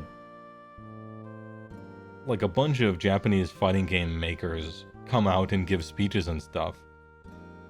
Like, in Discord, we just had that meme of the dude kicking the shark. Or kicking the fat dude kicking the crocodile, right? The AI meme. And Harada responded to it, and he's like, actually, this is how hitboxes work. Harada's English is pretty good. And he uses a translator when he talks in front of people. It's like he's way better at speaking English than Ono. Ono's just like, fuck it. Check this shit out. Let her rip. Oh my god. Ono was so entertaining, but I definitely like Street Fighter a lot more when he's not, like, making it. Don't tell him I said that. And that Konami E3 2010 shit. Who let Ono speak in public? They couldn't stop him. He was like pulling his tie off, power walking through the green room, pushing people out of the way. Oh no, we have a translator lined up. Why? Anyway, the fun police on speed dial. Alright, Narset Part Reveals. Anime version. Each opponent can't draw more than one card each turn, and then -2 find a counterspell. Cool. Sounds like salt to me. Once again, it goes above stasis because nobody plays stasis. Somebody probably plays this. Goes well with wheels, so I'm told. Didn't they actually ban a card that did this? Yes, his name was... Shit, I can't remember his name. Green, black, blue elf guy whose art is reaching towards you, shaking hands. 3/3. When he's targeted by something an opponent controls, you draw a card. Opponents can't draw more than one card a turn. What was his name? Yeah, he's a Sultai commander.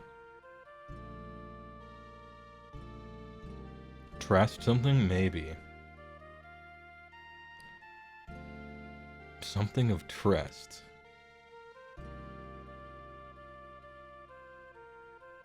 Oh well.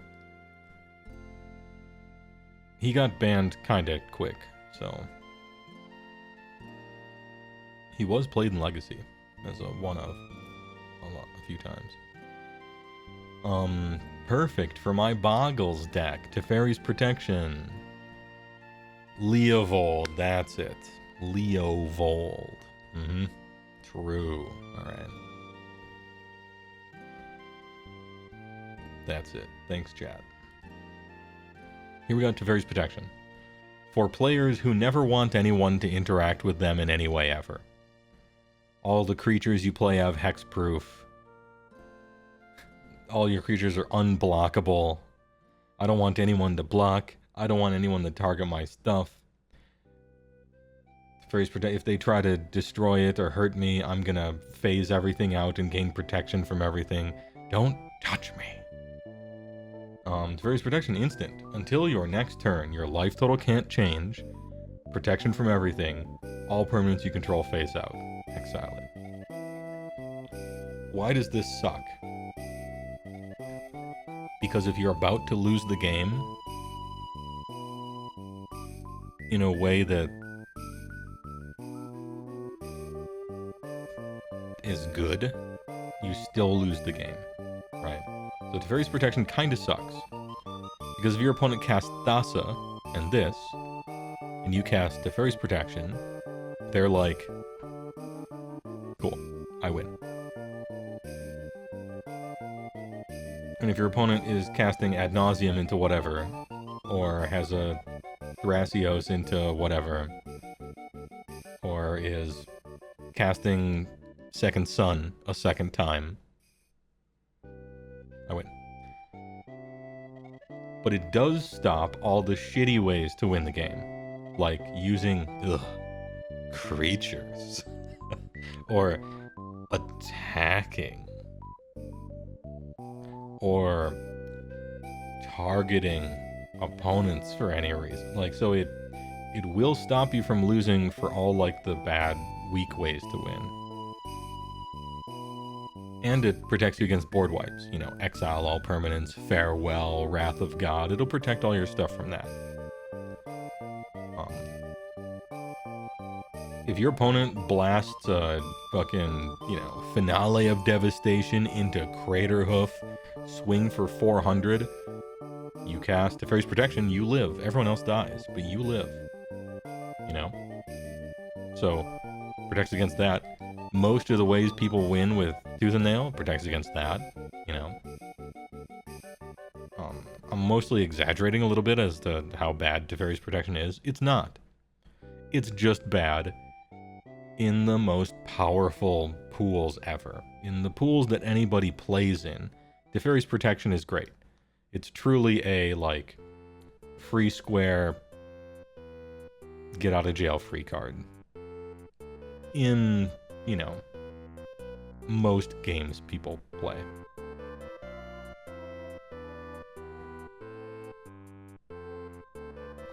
If a magic card isn't, place this cardboard on the table, turn it sideways, and make the opponent lose life via battle. It makes you big sad. Boros player? Okay. Do you think Teferi's Protection is a salt mine, or is it a strong but fair? Gotta not lose somehow, maybe? I don't know. Or who? Where do we put this thing? Yeah, it's strong, but it's fair. In fact, it's so fair that it loses to all the unfair win conditions, but it beats all the fair win conditions. And that's not a bad thing. That's most of the win conditions you'll ever play against, really. It's not that big of a deal.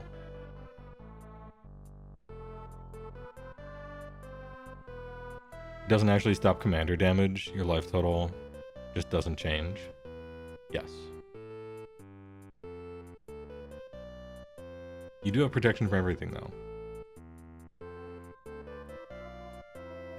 Right, is that true? Protection from...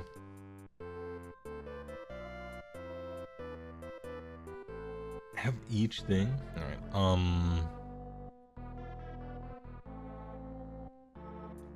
This only seems good if you can combo it with full board wipes to gain tempo. It's also an answer to people playing a full board wipe. So if someone tries to kill all creatures, you cast Teferi's Protection, and you still have them.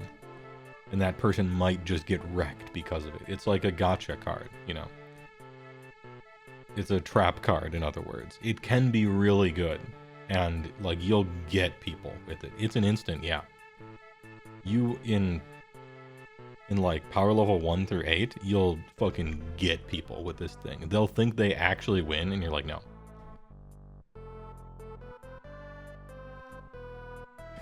Jin Gitaxis, Progress Tyrant. Whenever you cast an artifact, instant, or sorcery spell, copy it. You may choose new targets for the copy. Whenever an opponent casts an artifact, instant, or sorcery, counter it. Triggers only once each time. Who?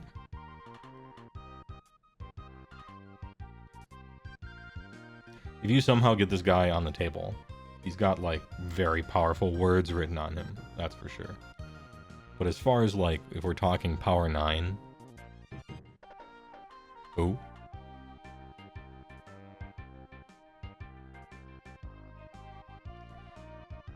Again, strong words are written on this man's text box here, for sure. But he is a bit of a who. Nothing you did this game mattered before this moment. It was only a matter of time. You're playing in your pod and somebody has blue mana. At some point in that game, Cyclonic Rift will be cast and nothing that happened before then will matter, and that player will win or be in a huge lead.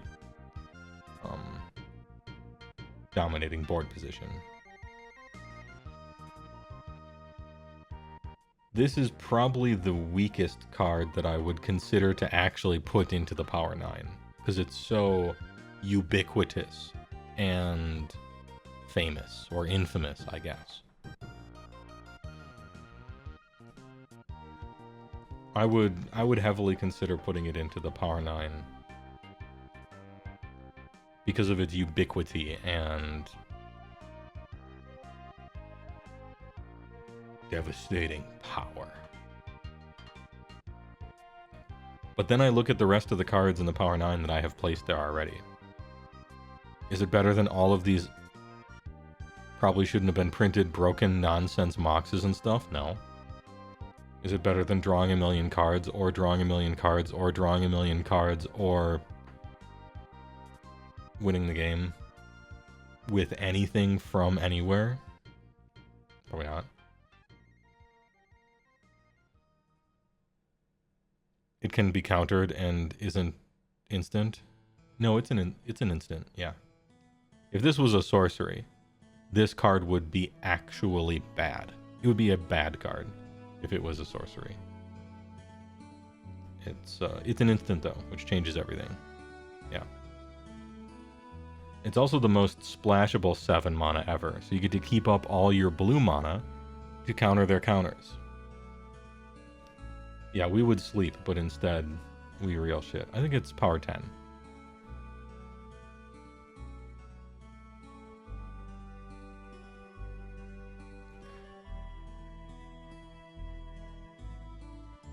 You do wear glasses, but why does power 9 have 10 in it? Because I was temporarily talking about adding it to the power 9 before I moved it down to power 10, which is where I think it is.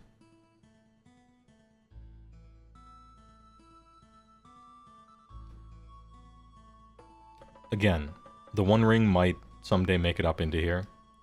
Probably the day Dockside is banned, the One Ring replaces it. But, yeah, I think this is what we do. Next. The Craterhoof Bros, featuring Craterhoof Behemoth and literal who? You pay 8, and when it enters the battlefield, you win the game. That's what this guy reads. Sometimes you don't pay 8, because it's a creature. Sometimes he comes out a different way. Moonshaker Cavalry. You pay 8, he enters the battlefield, and you maybe deal a bunch of damage. But the thing is, when you are swinging for 200, trample is way better than flying. And also, Craterhoof has haste, which is good. So, Craterhoof, way, way, way, way, way, way better than Moonshaker Cavalry.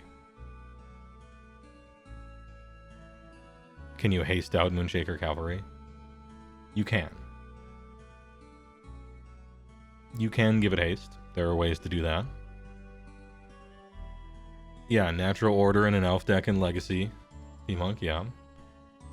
Green Sun Zenith. Being green is actually good here. there's a bunch of extra ways of cheating Craterhoof out on account of it being green. It's kind of nice. The hoof. He's also Kragnos. I didn't make a Kragnos card for the AOS to Magic the Gathering thing because Craterhoof Behemoth is just Kragnos, and so why bother? Grandpa Quicksilver Amulet? At least give me a sneak attack, come on.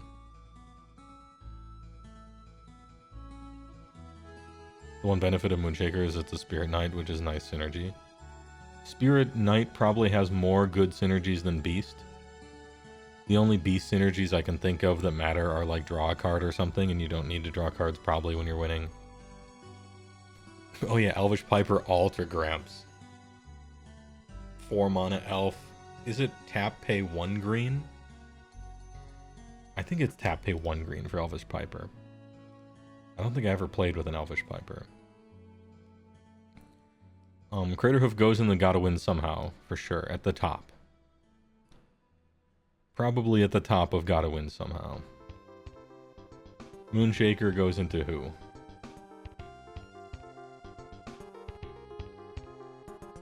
Somewhere around here.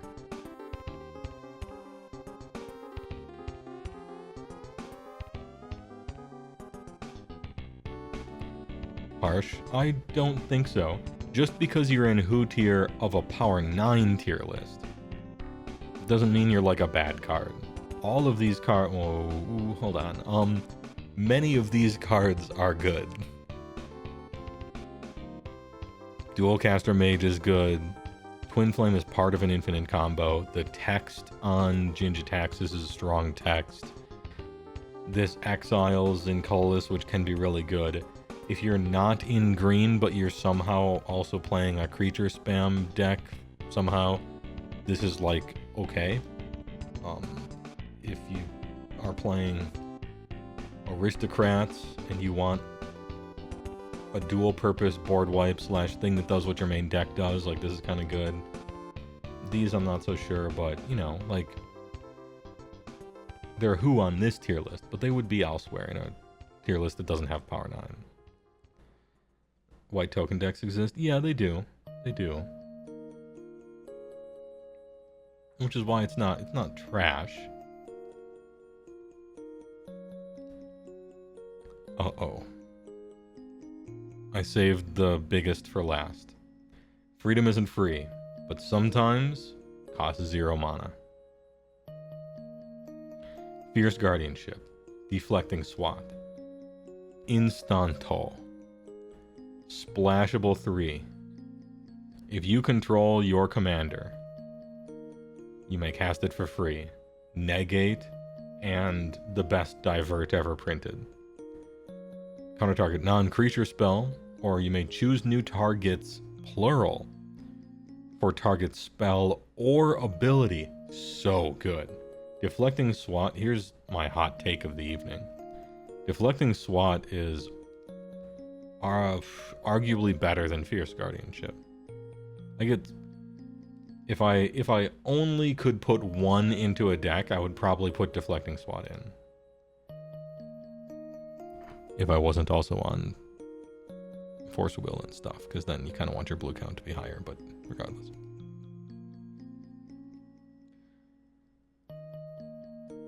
Big Instanto, yeah. Is it just those two, or all instant commander equals no mana cost? This was part of a cycle of 5 cards, where each of them costs 3, and if you have your commander, they're free. The 2 clearly best ones were Counter Target Non-Creature Spell, which is awesome. Deflecting Swat, which counters counter spells and can do abilities as well. It's 2 for 1 on it's so good, right? The black one is Exile Target Creature. I think it costs 4 actually. It doesn't cost 3. It costs 4 or is free with your commander out. And it's Exile Target Creature. Not great. The white one is creatures you control are indestructible. That's good. It isn't great because there's a lot of exiles, there's a lot of swords to plowshares, there's a lot of counter spells, there's a lot of sacrifice, but, you know, it can protect the commander. And the green one, oh, the green one is basically a fog. It's so bad. Oh, Jesus. Yeah. It beats the worst board wipes in the game. It beats, hey, it destroys Spiteful Banditry. God, you got him. Yeah, the white one. That's what. So I think the three best ones are Fierce Guardianship, Deflecting SWAT, and what's the white one called? Flawless Maneuver, I think. Those are the three best ones because they protect your commander, all three of them.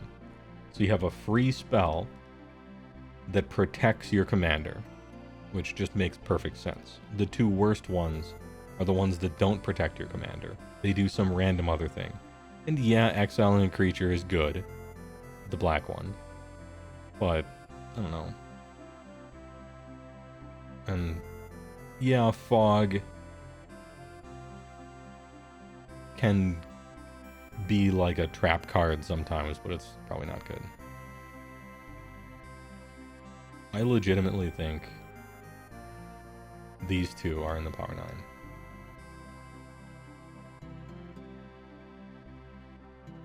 Like, Deflecting SWAT is a reason to run red. I made a joke that red cards suck earlier on in this stream. You know, the one reason red exists in EDH. The asterisk here is for this card. And in CDH, I guess, this card. Right. So we have entirely too many. Oh, let's enhance. We have entirely too many cards in the Power 9.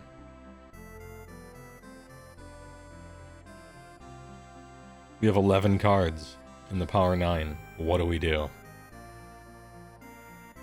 Do I deal with it later or do I deal with it now?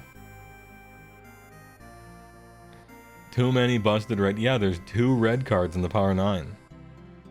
3 blue cards. 1 white, no green, no black.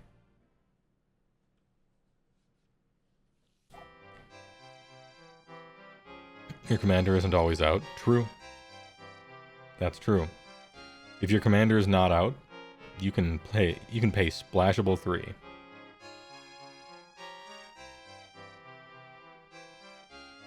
Or you could just not, you know, not cast them unless your commander's out. Ban red.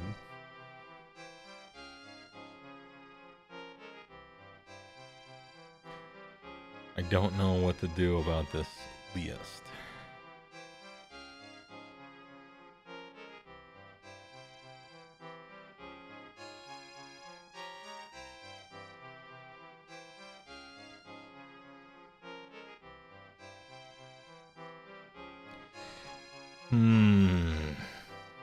Well, I'm gonna do the last 2, which aren't part of this, I don't think.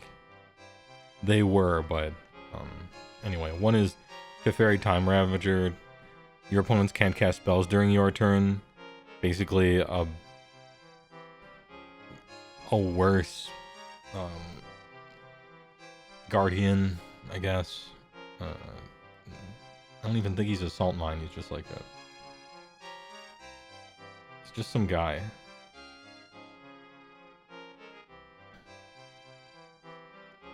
Oh yeah, Grand Abolisher. There's Grand Abolisher, which is probably the best one. And then there's the one for 3 that searches for a creature that costs 1. And you can sacrifice it to 1 time, stop people from doing stuff on your turn so you can win. And then there's also Silence, which Silence is probably the best one. I don't know, maybe he's in Salt, I'm not sure, I'll just put him there. And then this thing is like a good card, but it's not like that good. The problem is it gives you only red mana. And Impulse Draw sucks. Unless you're a combo deck. You've seen that card win other people games more than you've seen it do something beneficial for the owner. Oof. Grand Abolisher.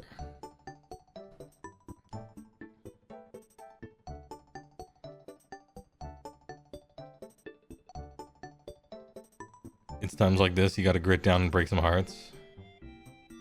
It gives you red mana, aka the worst mana. No, red isn't the worst mana.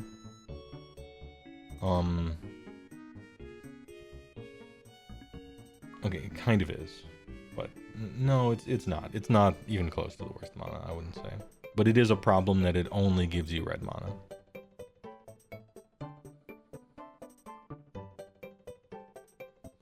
So we got 11 cards in the power 9. Let's go through them. Mana Crypt is probably the strongest.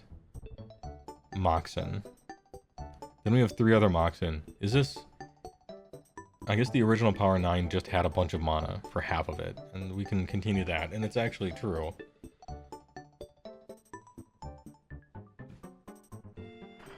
And Soul Ring, Mystic Remora definitely deserves to be in, as does Rhystic Study, as does Esper. This is just ways to draw a million cards that cost way less than they should. All 3 of these. These 3 are like your Ancestral Recalls. This is Ancestral for actually 1, it just takes a turn cycle. Same with this guy. Maybe Dockside is the odd man out.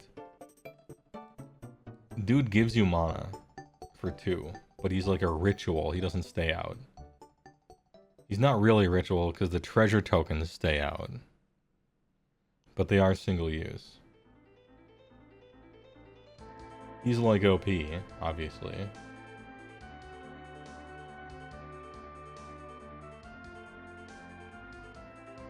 Diamonds are forever. Gemstone out? Yeah, maybe you're right. It's not a spell. That's why it's good, I guess, but yeah. Maybe I can cheat like that.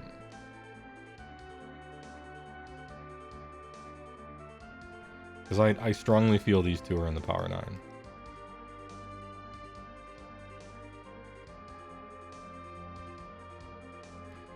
No lands allowed in the power 9. Dockside power 10.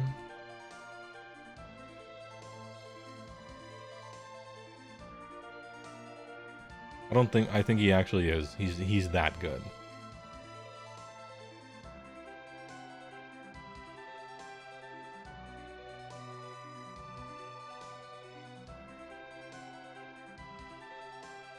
Well, there are 10 cards. The only thing I could drop is these 2, and they don't, like, these are the same, you know? And it would be cheating to be like, you know, counting all the moxen as one thing or something like that. Be cheating.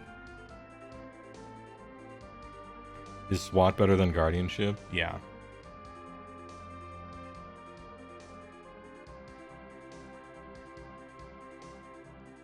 The fish is that good? Yeah.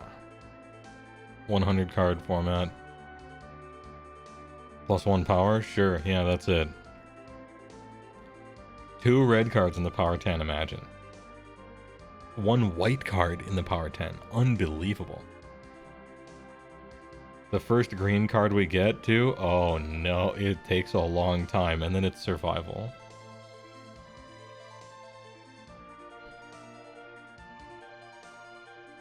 Green cells molding? Not really. Green cells are having a lot of fun playing the way that everyone plays and being the strongest color by far in the power level that everyone plays at. Guys is a green card. Technically it's colorless because lands don't have color. But pushing up the glasses.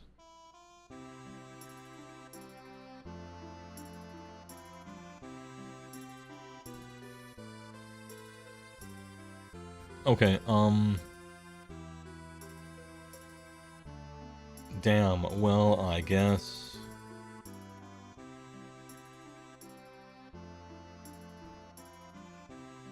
Is it like a dick move to blast Gaeas? No. It's a dick move to play Gaea's Cradle. Like, It's almost a dick move to play Gaia's Cradle. They deserve to have it blown up. It's fine. Don't worry about it. We're chilling. Power 9 stream had 10.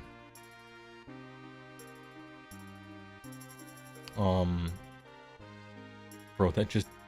My stream was so good. You wanted a power 9, I gave you an extra one. I gave you power 10 plus 1.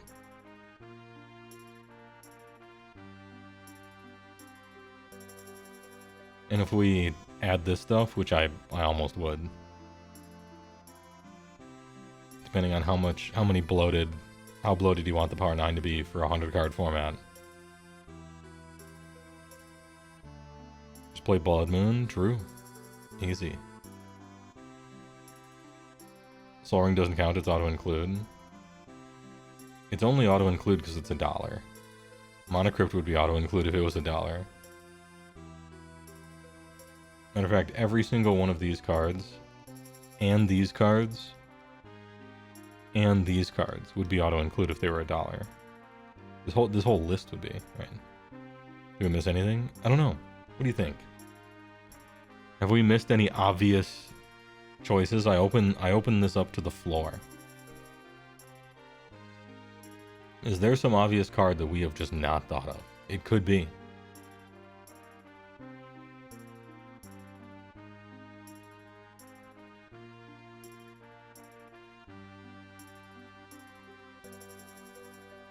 Is Derevi applicable? No. Derevi is probably the best Winter Orb style commander, maybe. But it's kind of, I don't know. I don't think a lot of people play it. It's pretty specific. It would just go in the salt zone. Soul Ring is in a separate tier called format mascot. That's actually what I called it up here, yeah. The mascot of Commander. If you banned on power level, you would just ban it. But we don't ban on power level. And so it's for fun. Play the fun broken card.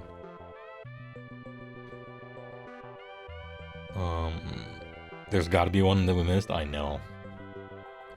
Soul Ring was almost $20 before it was in every commander deck. Which version? There's a lot of versions. Soul Ring would be hundreds of dollars on the reserve list. The reserved list eras of Soul Ring are thousands, yeah. Is directly, let's see, Turgrid in the Salt Zone? Yeah, Turgrid's in the Salt Zone. He's fine though. Heuristic Study is in the Power 9. It's right here. It just has alternative art. Comma Becker. So you are right. Yes, it's in the Power 9 for sure.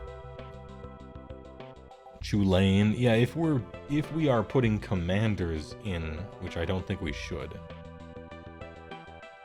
Chulane is like really strong. I don't know that I would call it a Power 9, but it's really... Its abilities are stupid. Like, stupid good, right? Tabernacle isn't even that great. I would say Tabernacle, if it was a most expensive cards, least worth it for what they cost cards in Magic, maybe. Tabernacle would be up there. Swiftfoot Boots, Lightning Greaves. Yes. The crutches of the format. I'm only half joking.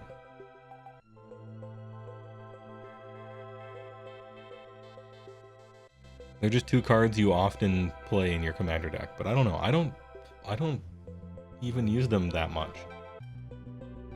I have both of those cards in Baba Yaga, and I don't play either of them in any of my other decks. No, Swiftfoot Boots is in my equipment deck, but Lightning Greaves isn't. Blightsteel? I've never seen a Blightsteel in my life in Commander. Do people play that? I don't know that thing is even like that great in Commander. I'm gonna be honest.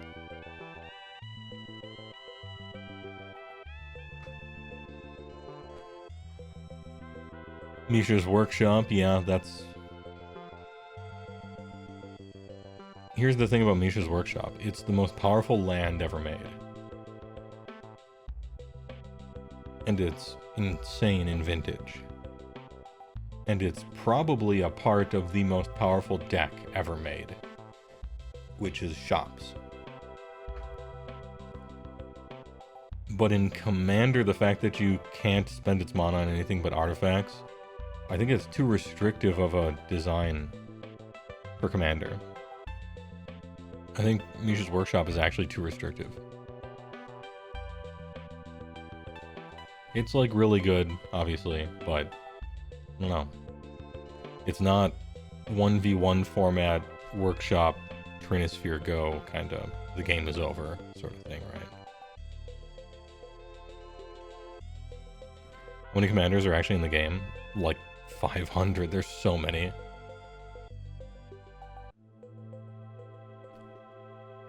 Probably more than that. Maybe playable commanders would be a smaller list, but there's... How many legendary creatures are there in Magic? A lot.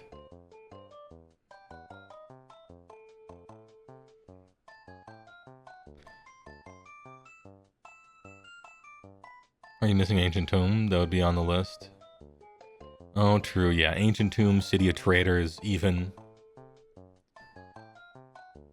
They'd be in probably the power 10. Because it goes in all the most powerful decks, I would say. So, like, Ancient Tomb, City. City being a little worse than Ancient Tomb.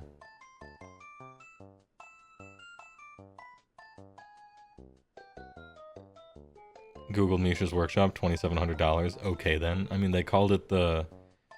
The $7,000 solution for a reason. Actually, that was Stax, which is different than Shops, actually, but regardless. Sensei's Divining Top. Sensei's Top is okay in Commander. It's best used in Commander as part of like a win con. Like Helm of...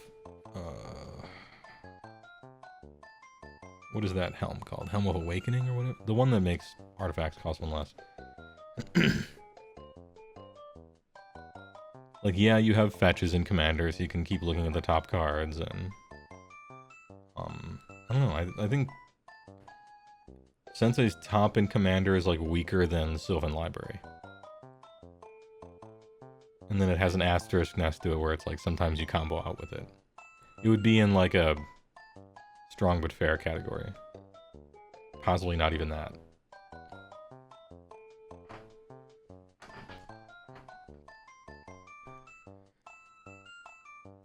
Years of your life lost to that dirtling menace. Yeah, well... The Miracle matchup for me was very easy. I didn't have to play it very long, because I usually played Reanimator. And so, if... all I had to do was win in turn 1 or turn 2, and if the Miracle player managed to survive past turn 2, I could safely concede. And so I didn't have to worry about it. When I was playing other decks, and... now you go long against miracles, and that was the thing. I noticed, at least against miracles, it's not entirely the miracle player's fault. It was a lot of a miracle player's opponent having no chance to win, but they weren't experienced enough in the matchup to realize it, and so they kept playing for an extra 18 minutes until they lost. But the game was very well over, and they just didn't realize it. And knowing when to scoop is really important. Because you want to get that game 3 in. Also, you don't want to lose game 1. Because the oldest trick in the book with miracles was win game 1, slow play game 2. Got him. Little Tomohiro Saito action. Reading Jace the Mind Sculptor, you know, stuff like that. Check my messages? Sure. Discord, Twitter, like what's going on here? There are too many locations for messages nowadays, I'll tell you what.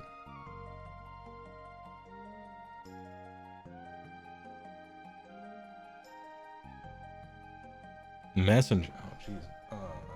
I usually have my phone on airplane mode. But let's check it out. This is live checking messages from Vince Venturella streaming. Here, I'll give you guys something to listen to.